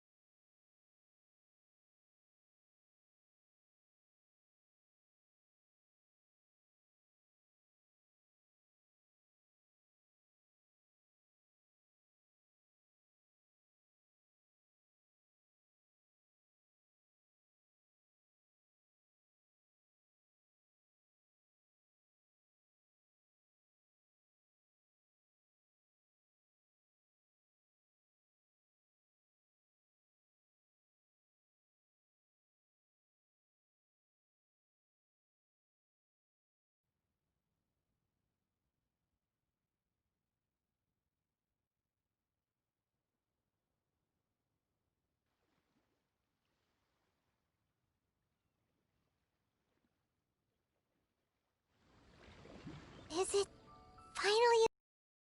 The ominous aura of that monster has indeed begun to fade. The effects of the Sigil of Permission last but a short time. It will be some time before the Overlord of the Vortex can make any waves again. We are indebted to you for your assistance. If the Adepti hadn't happened to be here, the future of Liyue Harbor would surely have been in great jeopardy. Save your flattery. We didn't just happen to be here. Surely you won't pretend to have forgotten the reason for which we came. Come now. There's no need for such harsh words, Cloud Retainer. I've heard that when Ningguang began learning to do business, she had already started setting aside part of her then limited income in preparation for building the Jade Chamber. At first, it was only the size of a small room, but with continued expansion, it has become the palace that lies before you now. It is a testament to Ningguang's entire life, both as a businesswoman and as the backbone of the Liyue Qixing. Seeing the Jade Chamber destroyed in the defense of Liyue means much to her. To me, such cooperation and sacrifice deserves at least some recognition, don't you agree? Well, I was really hoping you would say that such sacrifice could at least be used as some leverage in our negotiations. Thank you all for hearing me out. We know very well why the Adepti came here today. But please forgive us. We cannot yield to your wishes. Oh? 3,700 years. According to our records, the Adepti signed a contract with Rex Lapis to protect Liyue 3,700 years ago. Even to this very day, Liyue and its lands have stood the test of time, immovable as stone, just as it was thousands of years before. This is truly no small feat. But that does not mean that the Liyue of today is the same city as it was all those years ago. Do not merely cast your protective gaze upon the land. Instead, focus your sights on our city and each of the citizens that dwell within it. Are you questioning our means of protecting Liyue? I mean no offense. I simply hope that our Adepti forebears would see Liyue in a new light. Forebearers, you say? One doubts you would be fit to be part of such a lineage. This morning, Rex Lapis appeared to me in a dream. What? In the dream, I yearned to tell him that we Qixing, though mortal, are equally bound to the contract. Each passing generation of the Qixing leaves many things of value to be inherited by the next generation. I also thought to tell him how the past generations of Qixing had strove under his rule to survive in our mortal world. But I dared not speak. I could only gaze at him in silence until the moment I awoke. Oh, Ningguang. Yet another perspective. What are you trying to say, Outlander? Right! That's something that happened in Mondstadt. It's a story about the Four Winds and the people of the Animal Archon. The Animal Archon sought to quell the strife between the two sides, because he believed that such conflict would only scar the hearts of both, and that nothing good would come of it. Each of the 7 nations has its own scars from the past. Though your point is the very height of simplicity.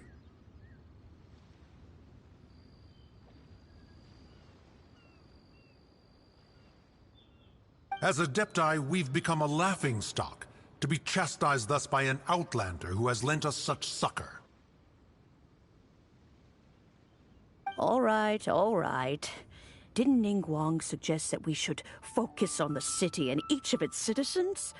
I know— I apologize for appearing in full armor. I am afraid I cannot show the proper courtesies. And who are you? I am Feng Yan, a sergeant of the Millilith. I have come to extend my thanks to the Adepti. I thought this battle would perhaps be my last. But thanks to the aid of the Adepti, our force, although I am a mere mortal soldier, I promise to hold the line and never betray the grace given to us by the illuminated Adepti this day. Huh? Why does everyone look so down? Didn't we just beat that big monster? Weren't you frightened, dear? It was quite the predicament. I wasn't afraid. All the strong Millilith guards were there, and those powerful heroes with their visions were there. When danger is near, everyone always protects me. And the rest of the time, they make fun toys and tasty snacks and loads of things that make the harbor so pretty. Thanks for protecting Liyue Harbor. Please come visit us for the next lantern rite.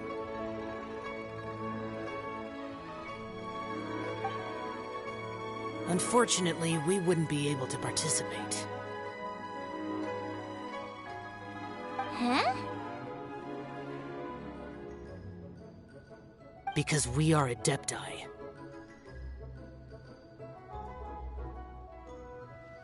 Oh, okay. It must be hard being an... Aww.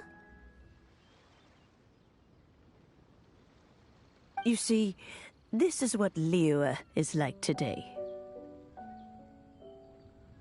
The country of contracts is grateful to the Adepti for their protection, but it is no longer necessary for the city to rely on the Adepti's power to solve every little niggling matter.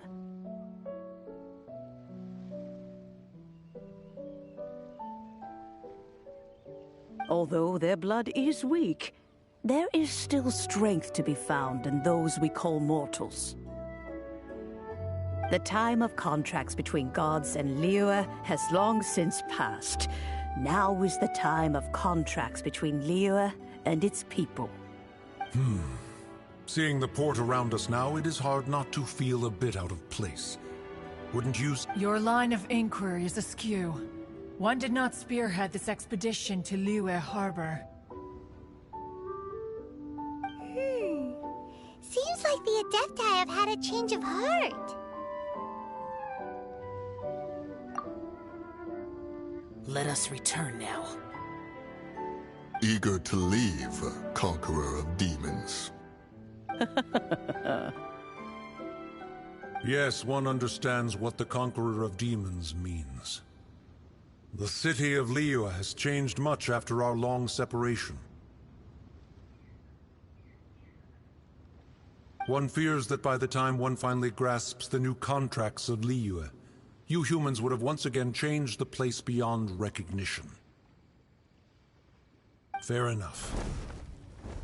Away we shall, and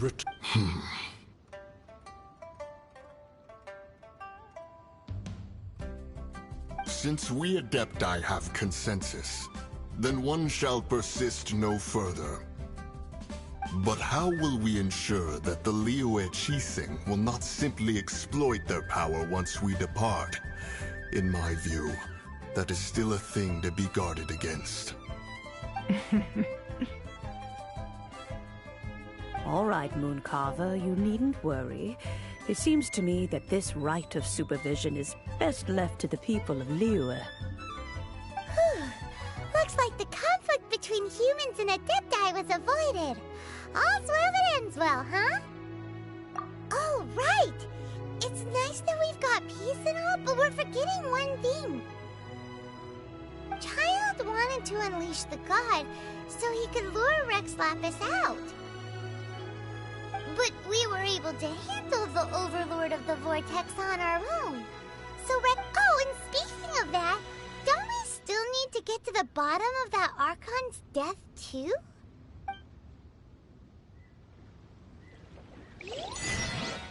Paimon doesn't get it.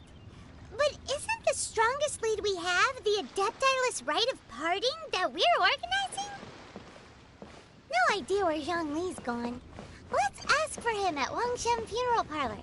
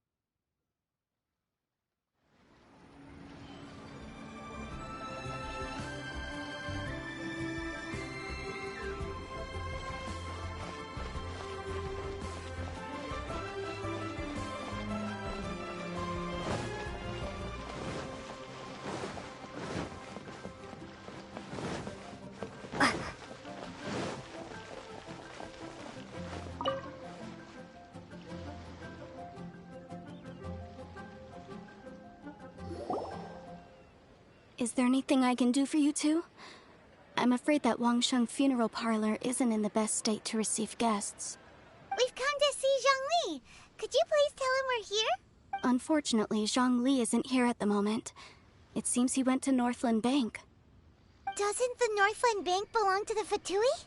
Last time we saw Zhongli was before we went to the Golden House. Do you think he doesn't know about the attack on Liyue? Visiting the Fatui at a time like this could only mean more trouble. We had better go and make sure that everything is okay.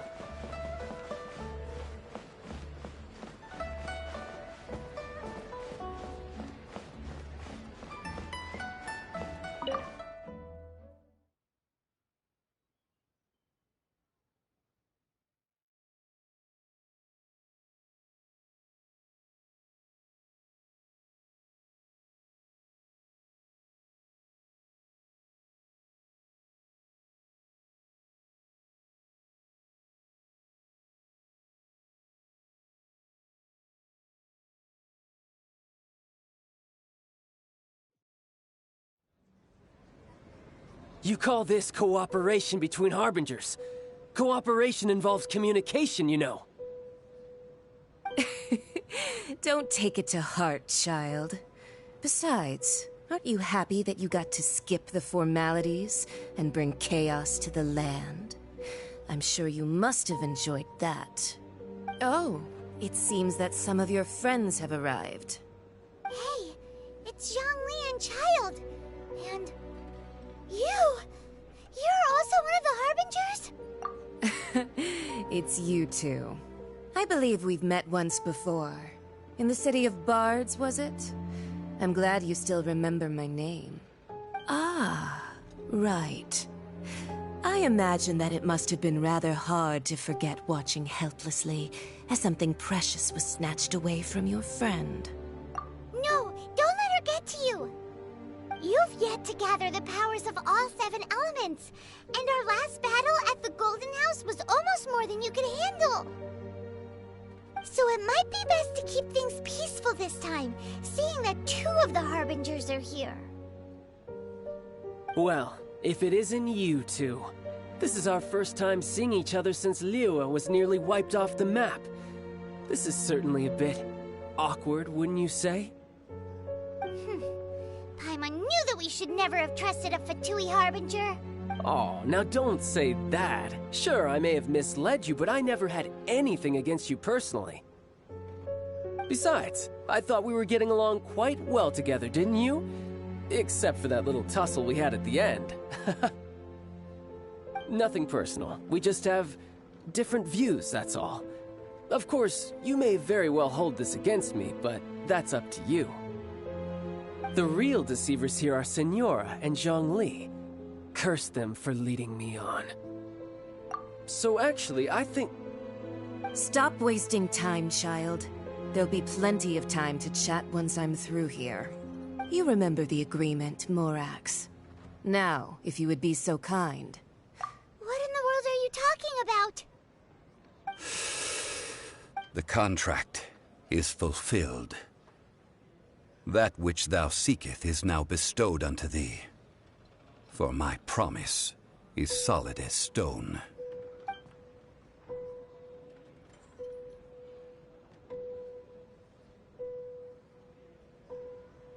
How sanctimonious. What? So you're the Lord of Chiao? No, wait! That's an exciting twist and all, but why give the Gnosis to the Fatui? I do not give it for free. I give it as agreed upon in the contract. For it is a matter solely between the Tsaritsa and I. Yeah, you don't think you went a little bit too far with that whole fake death thing? Everyone was preparing the ceremony for you, and splat! This big dragon falls out of the sky, and all of Lyric goes into an uproar. Talk about a disaster. Gathering all the forces that had been bubbling behind the scenes, and then stirring them together in a pot that was bound to boil over. That's what he wanted to see, am I right? Wait, what? Perhaps it's best that I explain. As you know, I've dwelt upon this world for more than 6,000 years. I witnessed the founding of Liyue, together with the Adepti 3,700 years ago. Even boulders that can withstand whirlpools will erode with the passing of time. I kept until one drizzly day. As I was strolling along the harbor, I heard a merchant tell one of his workers, "You finished your duties. Go ahead and call it a day." I stood motionless among the crowds, asking myself, have I already finished my duties? Oh, Zhongli. But as I began to consider relinquishing my divine role, I soon discovered that many reasons still remained to not hastily depart. Was Liyue, the city I had dwelt in for so long, already prepared to enter its next age? I decided that a test was needed in order to reveal the answer. So I feigned my own death, and gathered the cast of Child, the Adepti, and the Liyue Qixing to play their roles together on the stage that was Liyue. That's right, which is why I continued to safeguard the Gnosis until now. If the chaos ever reached the point of no return, you would simply appear and use your divine powers to bring Liyue back under control? Of course, and it would have been all too easy for him too. Just as a child quickly matures after losing their parents, so has Liyue matured when faced with the death of its deity. I was pleasantly surprised with the finale of the show that you all put on. Why, you even deserved an encore. The Adepti deserve the greatest applause, considering their years of seclusion. They hardly recognized the city, yet faced with such a crisis, they exerted the greatest amount of restraint. Not only did they manage to cooperate with the Qixing, but in the end, they even tried to understand the heart of the people. And hats off to the emissary dispatched by the Cryo-Archon to fulfill our contract, Signora. She managed to keep everything she knew in strict confidence, far from the eavesdropping ears of her colleague Child, just as I had requested. All the while, I carried on as Zhongli, and fulfilled the traditions of Liyue in this mortal form. Thank you for walking that path with me, Traveler. These things were all a part of my script. The only unforeseen plot twist was the conduct of the Liyue Qixing. I had expected them to do no more than the Adepti, to come to the defense of Liyue. But they seized the opportunity to supplant Liyue's divine protectors, and used the subsequent power vacuum left by my death to quickly gain complete control of Liyue. Huh? That doesn't sound good at all! Ha! On the contrary, I think it is excellent. I had always feared that it was too soon for them to take over from me. And it was also that which I longed for the most. As such, this is the best parting gift anyone could have given this god of old. Hey, what about me? Doesn't anyone feel the least bit of remorse for deceiving me? You've practically kept me in the dark! I think that thanks would be more appropriate. You certainly played no small part in all of this, wreaking havoc and turning the city upside down. The Lord of Geo ought to thank you for your performance, if anything. If you hadn't created the pressure of a battle between mortals, Adepti, and a god, the lump of coal resting in the hands of the Geo-Archon, Liyue would never have been able to become a dazzling diamond of a city. Huh? Just whose side are you on, mocking me like that? Are you itching for a fight? Hey, haven't you learned the Liyue saying, don't always call it as you see it? Well then, with the Gnosis in my possession, I have no use for such idle chatter. We should return to Zapoljarny Palace and seek an audience with Her Majesty, the Tsaritsa. Come, child.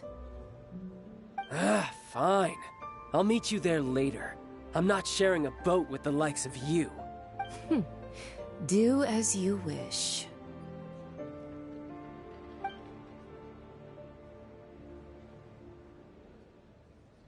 Now then, is there anything else you wish to ask me? Right!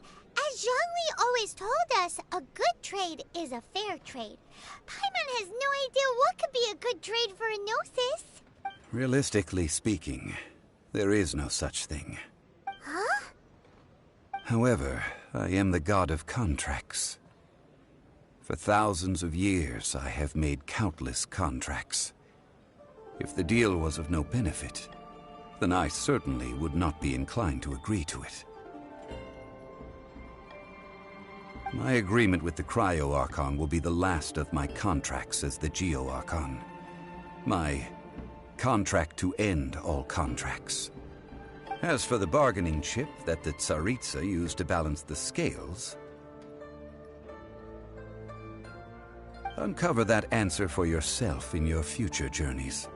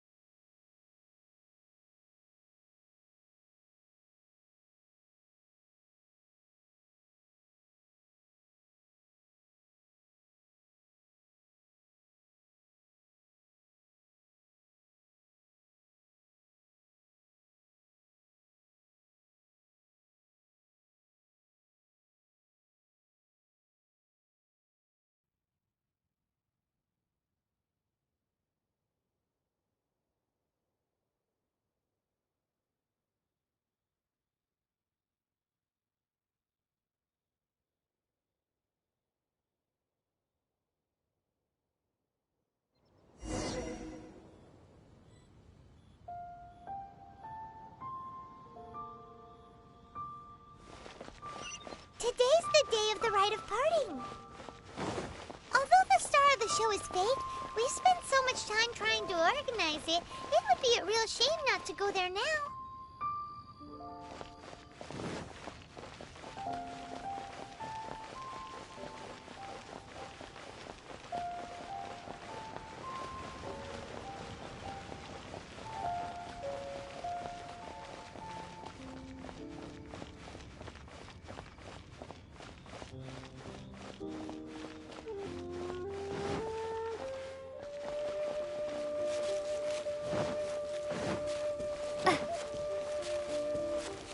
You know that god from the ocean couldn't have just shown up out of nowhere. I mean, it's been 2,000 years since Rex Lapis subdued it. Yes, and to think that this happened right on the heels of the incident with Rex Lapis, too. Say, do you think the person who assassinated our lord and released that evil god might have been one and the same? Now that you mention it, that's very possible. Yes, it's very possible indeed. I mean, it all fits together. That person must have colluded with the evil god to harm Rex Lapis. Oh, that wicked, black-hearted scoundrel. Still, what sort of supernatural prowess must this person possess to be able to do such things? I have never heard of such a person in all my years. Ah, forget it. Guessing's no use to us. Look, the Millilith over there looks like he's about to make an announcement. Let's hear what the Ministry of Civil Affairs has to say first.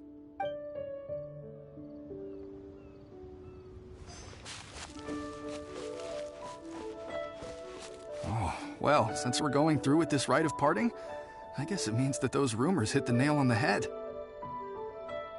So Rex Lapis is really... Oh, come on. Do you think that the assassin could have been a normal person? You know what I think. I don't think any of the gossip on the streets you hear from those shady types is worth anything. There's only one real possibility in my mind. I've heard that the assassin was that Fatui fellow.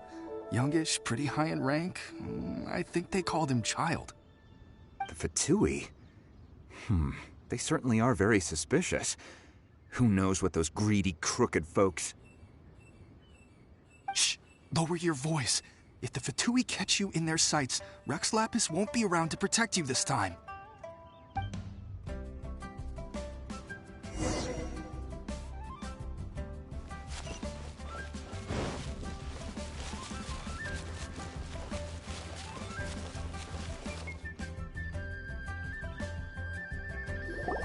Hear ye all! The Chising's words. Though a dragon soars ageless as the mountains, it too must return to dust. This is gods and Adepti live glorious lives, but both light and shadow have their season. So too must they face divinely appointed trials. Rumors and hearsay abound on the streets that Rex Lapis was murdered. Now, let the truth be revealed. Having been thwarted in his trial, Rex Lapis's soul has recouped the celestial heights. He beseeches the people of Liyue to grieve not and to let not their hearts be saddened. Nor are they to believe street-born rumors or indulge in baseless speculation.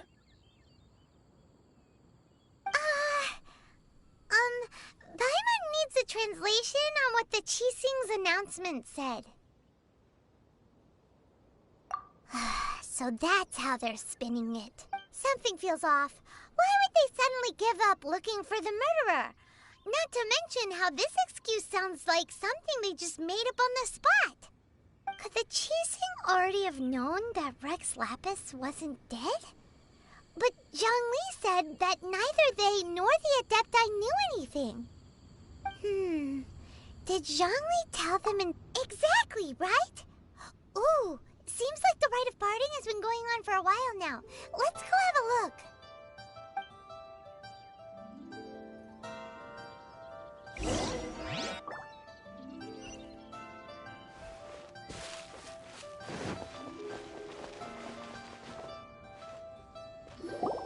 Look, it's Ningguang and Keqing. Are they saying something? Are their speeches over?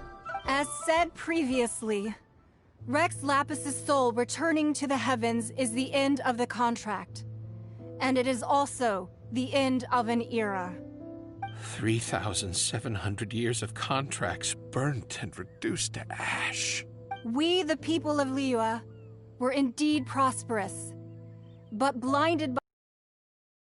We forgot that time can be pitiless. The long, unending dream of our Archon walking among us.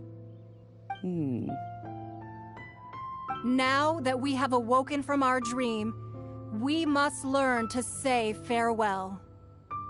Will you stand with us as we re-establish our contracts?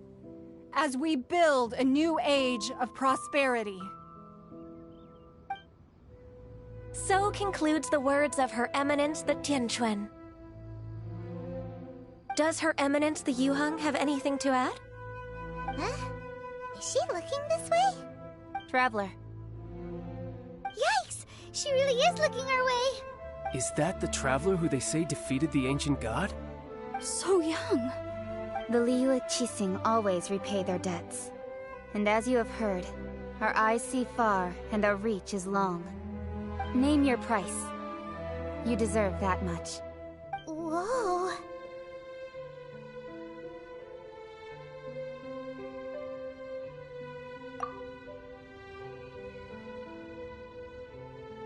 Well, could you help me put up some missing person posters?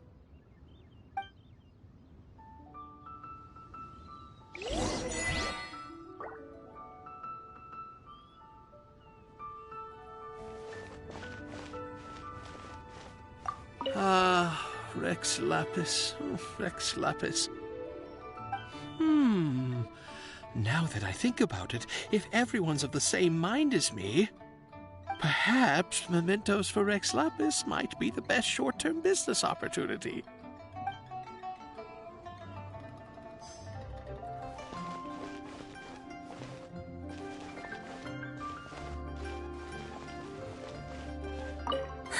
And to think I'd put my best perfume on before coming here, thinking you'd like it.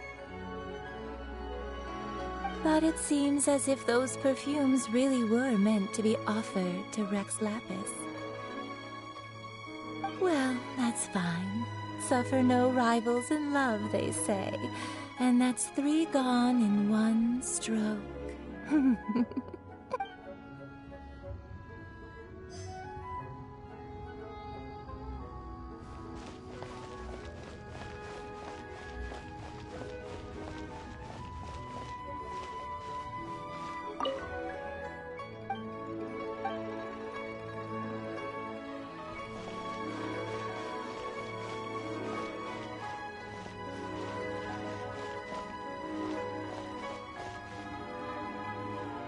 As for the mortals and Adepti of Liyue, what shape shall our relationship take from now on?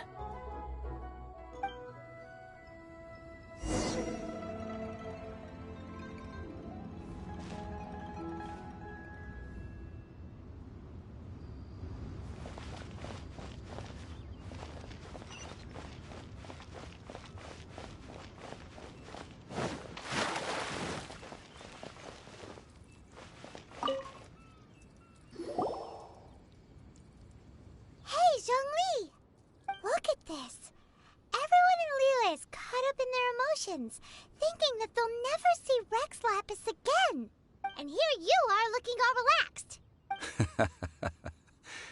Why would I not feel more at ease after laying down the burden I have borne for 3,700 years? Right. If the two of you can spare the time, I should treat you to a meal at the Xinyue kiosk. Ha! That sounds like big talk, Zhongli. Paimon might have believed you if you were treating us to some third-round knockout, but you'd have to pay out your nose just to stand inside Xinyue kiosk. Are you sure you can afford it? You're right. I do lack the Mora.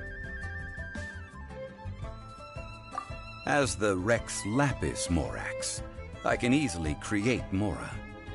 But since I have chosen to walk this earth as the mortal Zhongli, I should abide by the same rules that mortals do. When I was journeying with you, though I still had the Gnosis in hand, I knew that I must soon retire from my role as an Archon. So I had to rehearse a little for my new life. Oh, no wonder!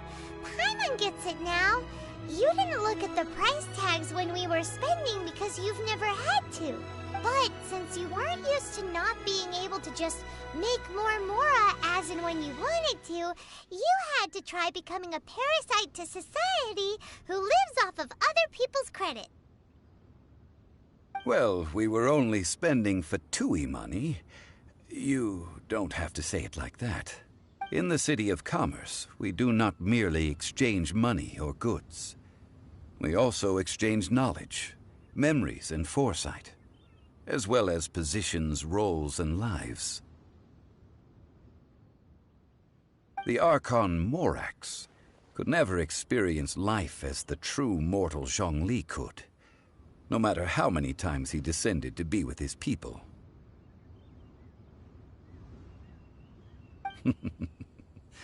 I must thank you for that. I will treasure the memories that I made as Zhongli, traveling the streets of Liyue with you. That is true. But there is no journey that does not end. No meetings without partings. Paimon thinks that we should make a move and continue our search for the Seven. I fear that continuing your journey may be difficult. The nation that neighbors Liyue by sea, Inazuma, is presently closed. Yes, the nation has been closed by order of its deity, the Electro-Archon Ball. And just as the people of Liyue preferred to call me Rex Lapis, she too goes by another name among locals in Inazuma. Paimon thinks we've heard that one before. Raiden? That is the case. And since Raiden is also the Shogun of the Inazuma Bakufu, people call her the Raiden Shogun. That said, though people at the wharf were saying that the situation in Inazuma is very tense, Paimon doesn't remember that always being the case. It wasn't that bad last year. Zhongli, since you're Rex Lapis, shouldn't you know something about what's happening there? Just how did Inazuma become a closed nation? It's because of visions. Visions? When faced with circumstance, but if a person shows true strength of will at a desperate and fateful moment in their life, the gods will look upon them with favor. This is what visions are. Magical foci bestowed upon the... That's how people in Teyvat see it. But starting from last year, the Raiden Shogun began promulgating the Vision Hunt Decree. Vision Hunt Decree? Yes. It was an order to seize all visions within Inazuma's borders. They want to seize visions? But why? Aren't visions blessings from the gods? I should think that in the Raiden Shogun's eyes, it is precisely because they are divine blessings that they should be under the sole dominion of divinity. Whoa, that's harsh. The Animo Archon is the god of freedom, and the Geo Archon is the god of contracts. For her part, the Raiden Shogun is the god of eternity. It seems as though she has finally decided to eliminate any unstable elements that could pose a threat to her eternal realm. The fact that even I, the oldest of the seven, have now passed away, will only strengthen her resolve to pursue eternity. Knowing her, she must have again quoted that adage she is most fond of when proclaiming that decree to her people. 7 ideals for 7 gods, and of these, eternity is nearest unto heaven. All right then. Was there anything else you wish to know? Ah, that was a good one. Failing a divine trial. How they came up with that excuse, I will never know. That said, the reason why the Qixing were so eager to resolve the incident and stop pursuing the culprit was indeed because they received news in secret that Rex Lapis was not dead. I hinted as much to the Adepti as well. How did I accomplish that, you ask? Have you ever heard of this particularly convenient Adepti art known as gifting dreams and visions? All right then. Was there anything else you wish to know? Ah, that was a good one. Failing a divine trial. How they came up with that excuse, I will never know.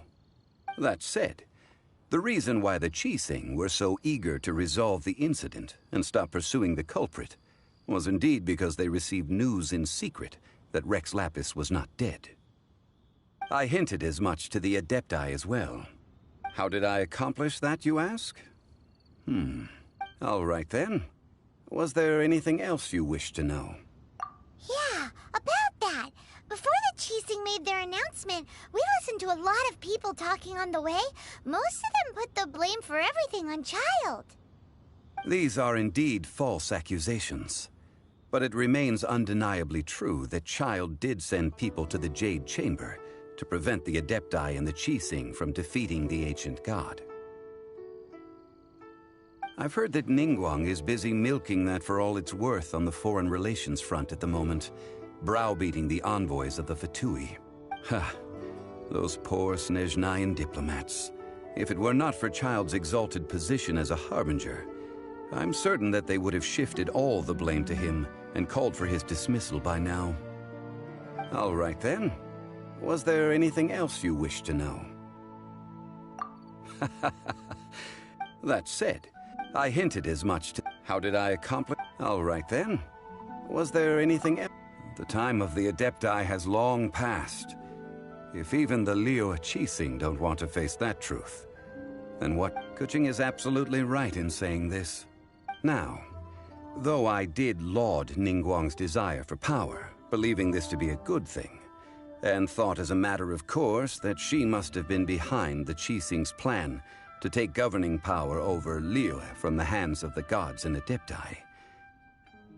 Could the original person who brought up the idea of seizing power have been...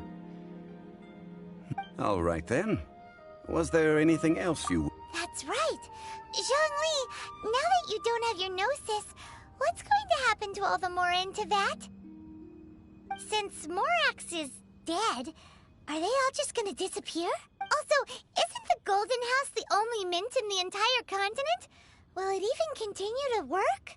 The Mora present now will not vanish. But the Golden House will indeed have to cease operations for a lengthy period of time, since creating Mora requires the use of the Geo-Archon's power. This is terrible! We're all about to run out of Mora! The world is coming to an end! Yes, this is indeed a major issue from a financial standpoint. Well, I suppose we'll just leave such troublesome matters to the Liyue Qixing to debate. Then, did you at least set some private funds aside for yourself? Oh, a private fund. This does seem like a good, logical, common-sense idea.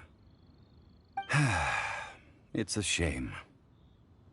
What's a shame? It's a shame that I didn't think of it at the time. All right then. Was there anything else you wish to know? Well then, I suppose you'll have to find a way to get inside this closed nation. Have patience.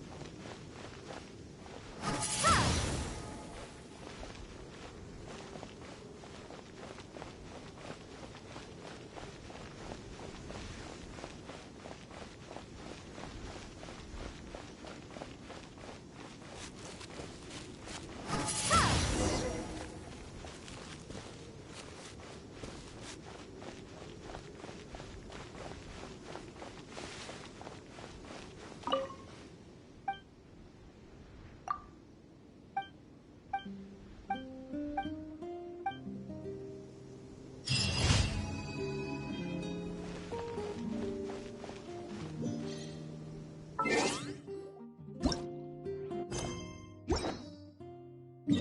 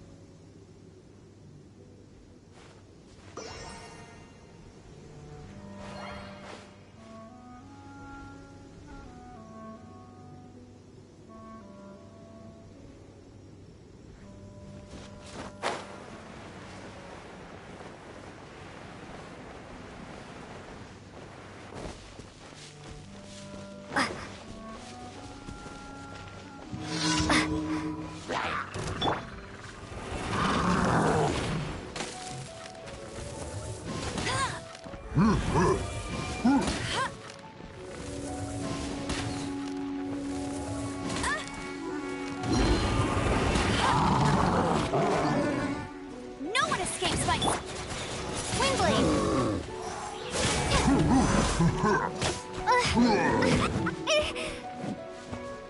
Windblade! Prepare to be blown away!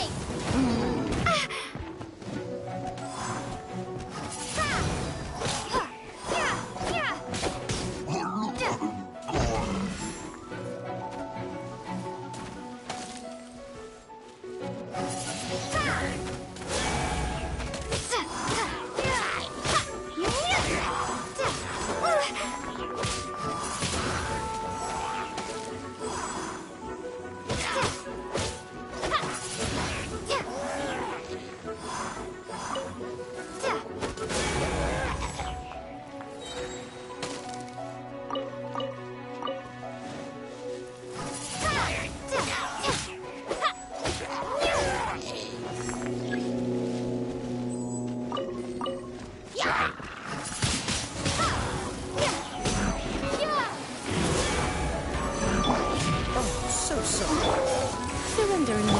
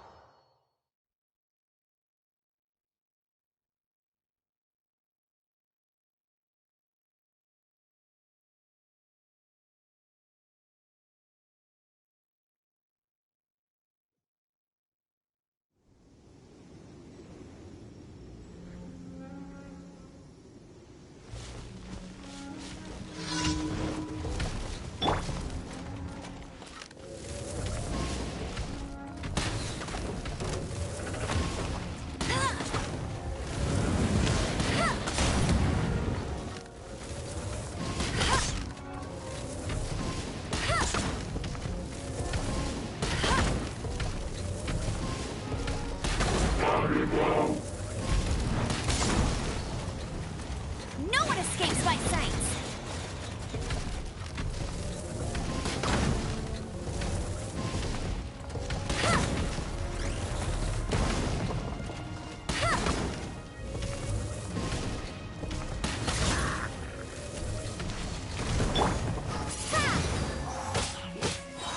Be gone!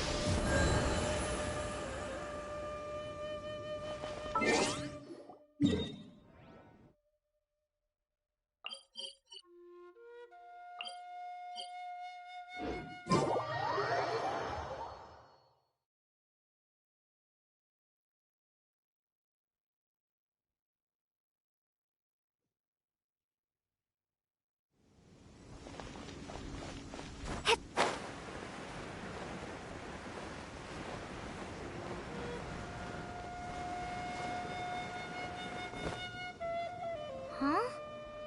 Is Fischl waiting for us? The time has finally come. Though it brings Mein Fräulein no joy to do so, there is something she must announce to the assembled populace. My loyal servants, one must bid you adieu till such time as I beckon you once more. What? You're just gonna bail on us? With the arrival of this giant meteorite, many more people have succumbed to the slumber. Strong as the soldiers may be, they are struggling to cope. And there is demand for volunteers everywhere we turn. Mein Fräulein and I shall tend to the victims on the soldiers' behalf. The rest of this investigation we place in your capable hands.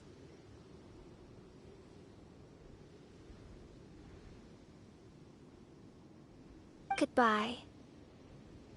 You are a good listener. I enjoy chatting with you. To be honest, most of the other adventurers in the guild only ever talk to me when they want to hear Oz's reconnaissance reports.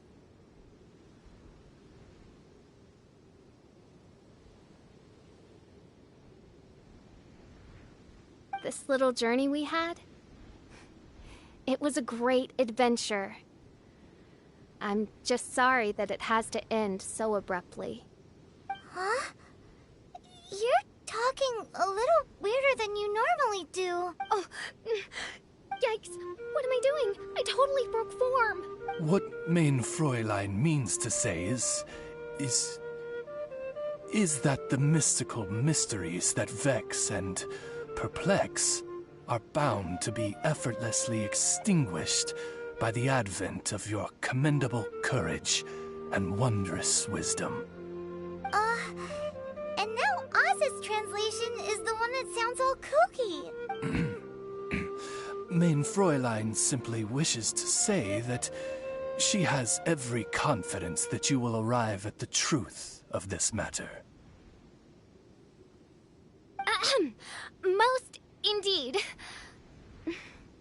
My dear attendants, I hereby charge the Ritter der Verurteilung with leading you out from the darkness, back into the realm of light. Who are you calling your attendant? We will meet again. Once this matter is concluded, I propose that we all get a drink together. Well, now we're 2 people short. But let's not get hung up about that. The good news is I found something else out. I shaved some dust off the meteorite and used it to do another reading. It was actually really effective.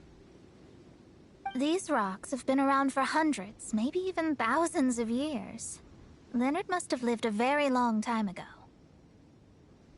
The meteorites carry his will and can pass it on to others.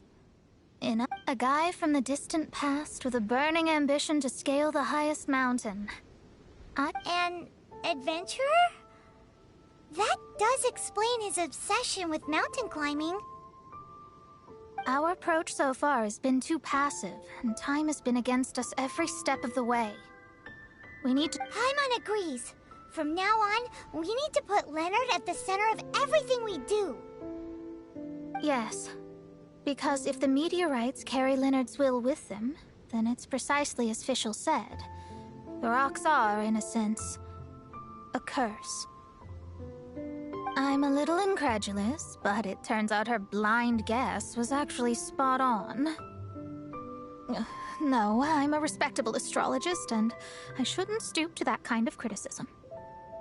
Anyway, all we need to do now is remove the curse. Okie dokie. Since we've got a historical adventurer on our hands, Paimon thinks we should pay a visit to the Adventurers Guild.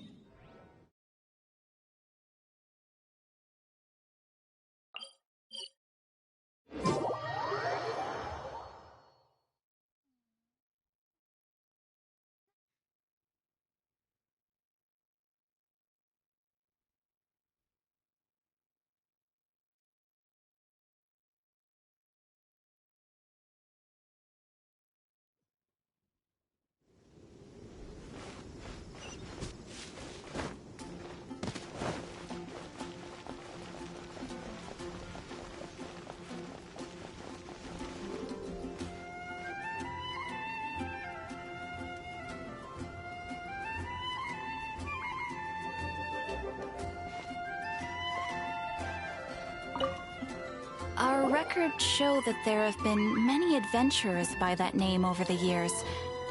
It is impossible to know which one you refer to. However, I do recall that there is a book in the library authored by someone called Leonard. Perhaps you should take a look? Add Astro...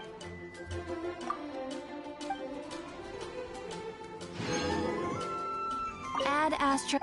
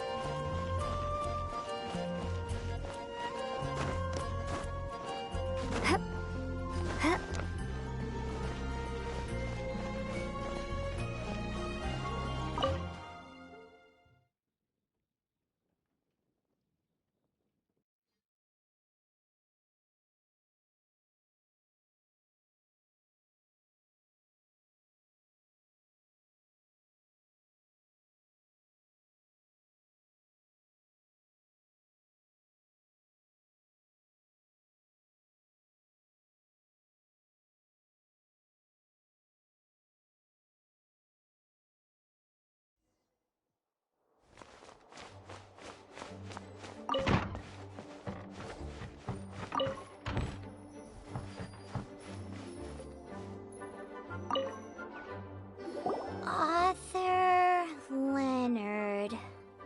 Where are you, Leonard? Aha! Got it. The index says that Leonard's book should be in the northwest corner on the top floor of the library. Northwest corner. Should be right over there.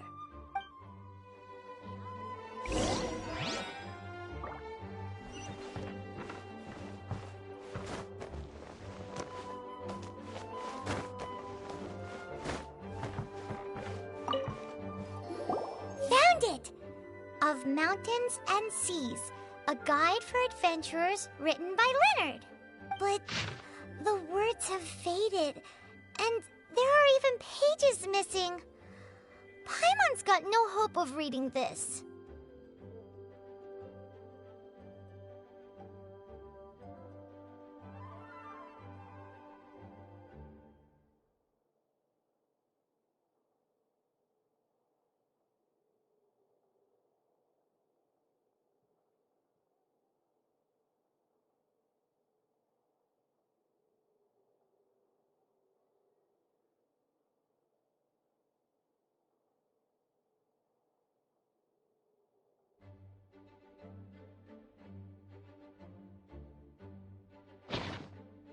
Darn. Maybe we're just wasting our time on this one. Oh, right! Yeah, Mona! She might have a better idea.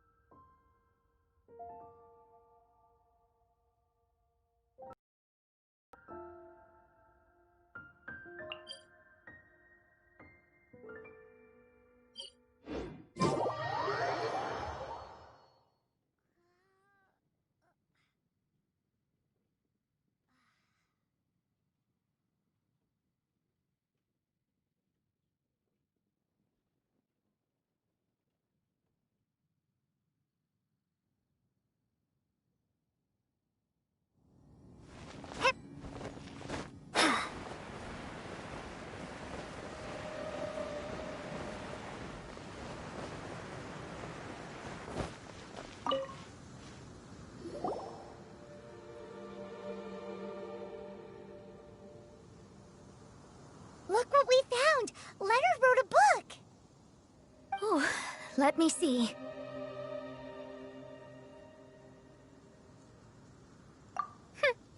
I could have predicted as much. Your average astrologist would definitely give up at this point. But I am Mona, progenitor of the future of astrology. Nothing can stand in my way. I simply need to deduce the missing portions with my astrolabe, write them in, and then decipher the text. Finished at last. So what does it say?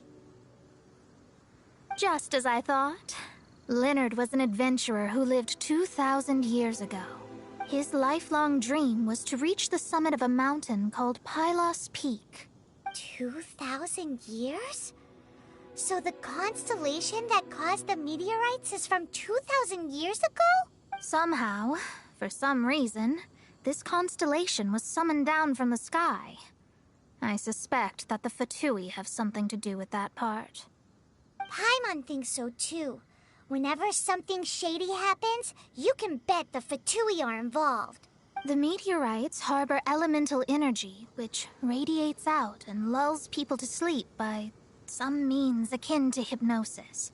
And if I'm guessing correctly, there should be some sort of core meteorite among the bunch, within which is a crystal that harbors Leonard's spirit. Well, if I were Leonard, I would want to make sure the core lands right on the snowy summit that I never made it to while I was alive. So, the core should be at the top of Pylos Peak? Where is that? Paimon's never heard of it before.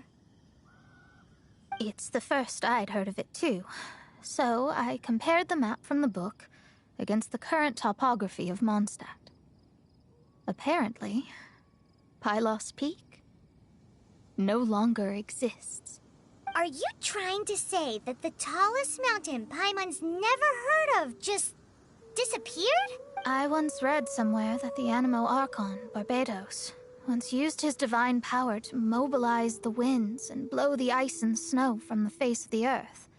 The whole landscape of Mondstadt was changed in the process. The mountains of that age were replaced by the vast stretch of ocean we see today. Still, a mountain that high, drop it into the ocean and it'll still leave a trace. The summit still reaches just above the water's surface, so the place known as Pylos Peak in Leonard's day is today known as Musk Reef.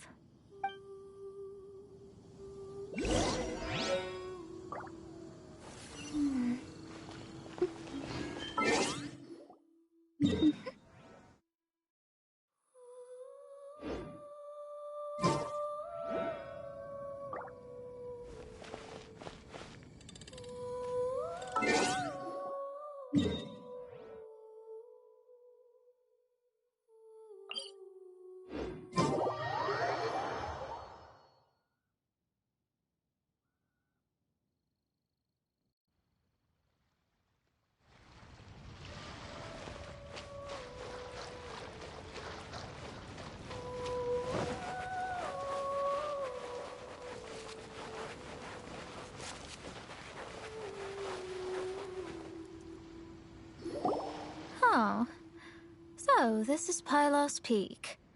Not much to show for itself now, eh? Looks like someone beat us here. Is this like a popular tourist spot, or... Ah, it's you! Huh? You again. Look at the state he's in. Was he in that dream just now? He managed to extricate himself from the dream on his own strength? How is that possible? Just because you are powerless to do something does not mean that I am. You're too late anyway. I finished my research. We knew it! This was all a dirty trick by the Fatui! Save it! No more fun and games for me today. I'll come for you when I'm good and ready. You entered the dream they've all been having, didn't you? How much do you know about Leonard? Leonard? Who's Leonard? Whatever. I have bigger fish to fry. I've discovered something far more important, and far more terrifying. What? The stars, the sky, it's all a gigantic hoax. The stars are a lie. What are you talking about? Is this some kind of astrological debate between you and Mona? Because if so, surely you can come up with a better argument than the stars are a lie. Seriously, who's gonna fall for that one when you can just lift your head up at night and see them up there twinkling away? Oh, you are so naive, it kills me. Still, can't really blame you. After all, I used to believe the same thing myself. Up until a few moments ago, that is. A few moments ago? You mean... Look, I really don't have the time to do this right now. What was the Jester thinking? He must have had some inkling of what we might discover on this mission. Would it really have been so difficult to give me a little forewarning? Or maybe he just wanted to give me a fright. Time for me to go out and find the truth. So long, suckers. that guy. He calls us suckers and then he just trots off. No one disrespects me. No one. Ugh. Time to show them what you get when you cross world-class genius with pure, unadulterated rage.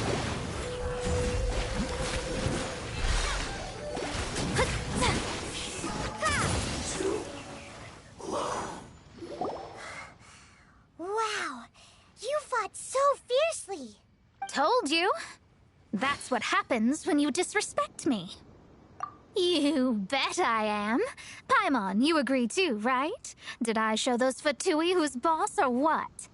Sure did. Without you here, those guys would have caused us a whole lot more trouble. See? How do you like that, Harbinger? Scumbag. He seemed genuinely shaken, though. I don't think he was lying. I was always taught to talk about the false sky during astrological readings. Could there be more to such phrases than I have been led to believe? I digress. Come on, let's finish the job we came to do.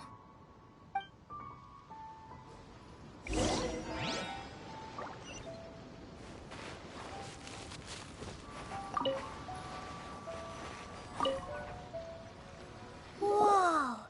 This must be the core! It looks totally different from all the other meteorites. It's way more shiny. This stone harbors an unbelievable amount of elemental energy and human desire. It's the core, all right? Yes. Otherwise, the victims will never wake up. This core is the root cause of everything that has happened. Do it!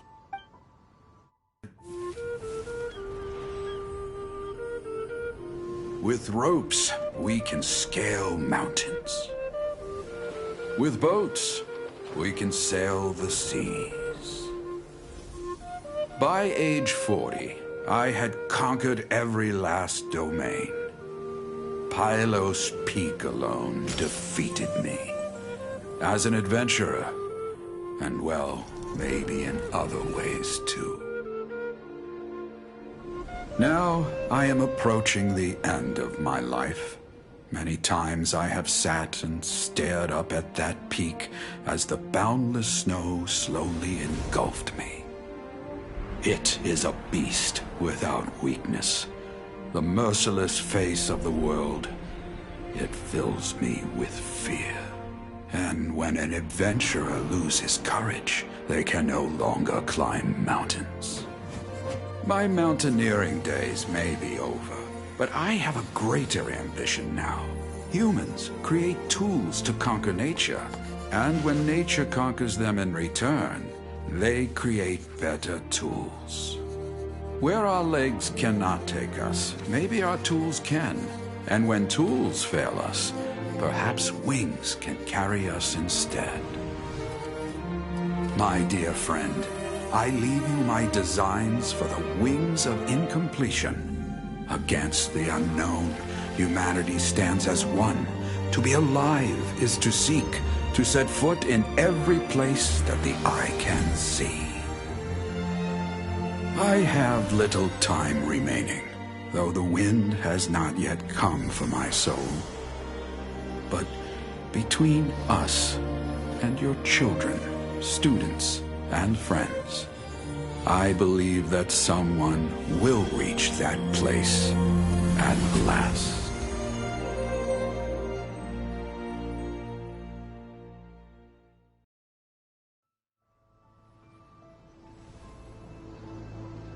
Wow. Well, that was unexpected. Who would have thought that human will can survive in the skies for millennia on end? Astrology really is an incredible thing. What makes you say that? The ability to communicate with the stars can give you access to all the secrets from throughout human history. Though, of course, very few astrologists ever reach that level. What's with the formal tone all of a sudden? And speaking of formal tone, What is the deal with that girl, Fischl? She's a curious one.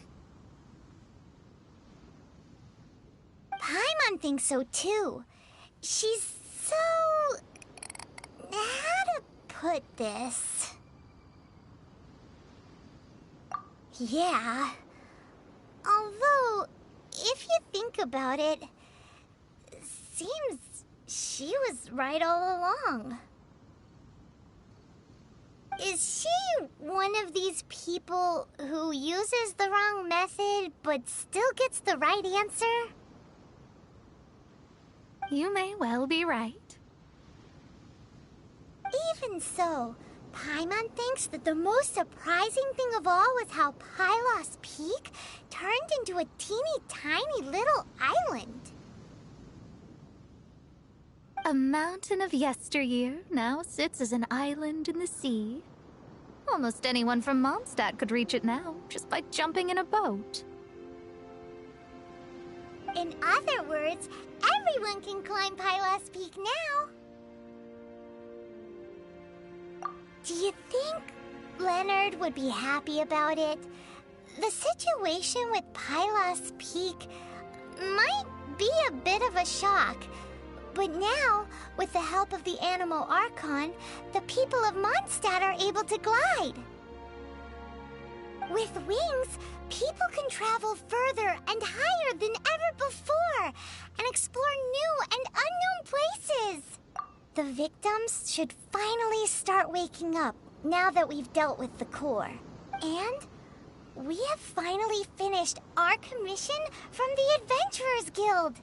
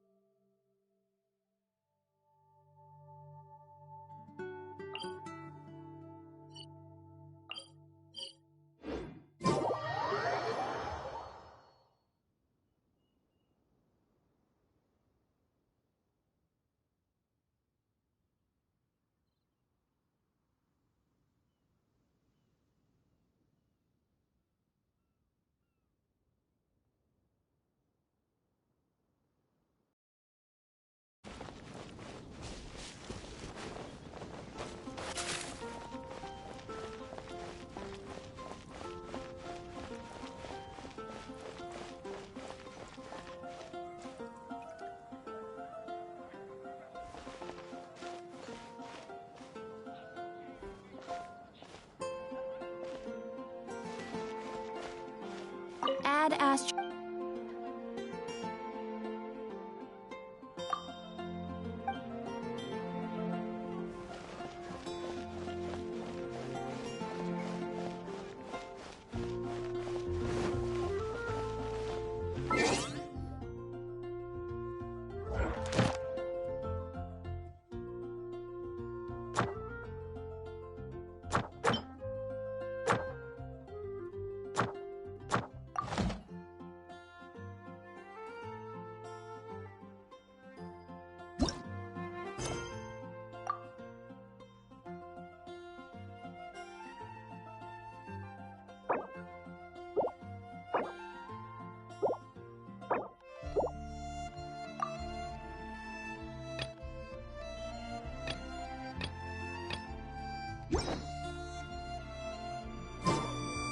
Busy recently.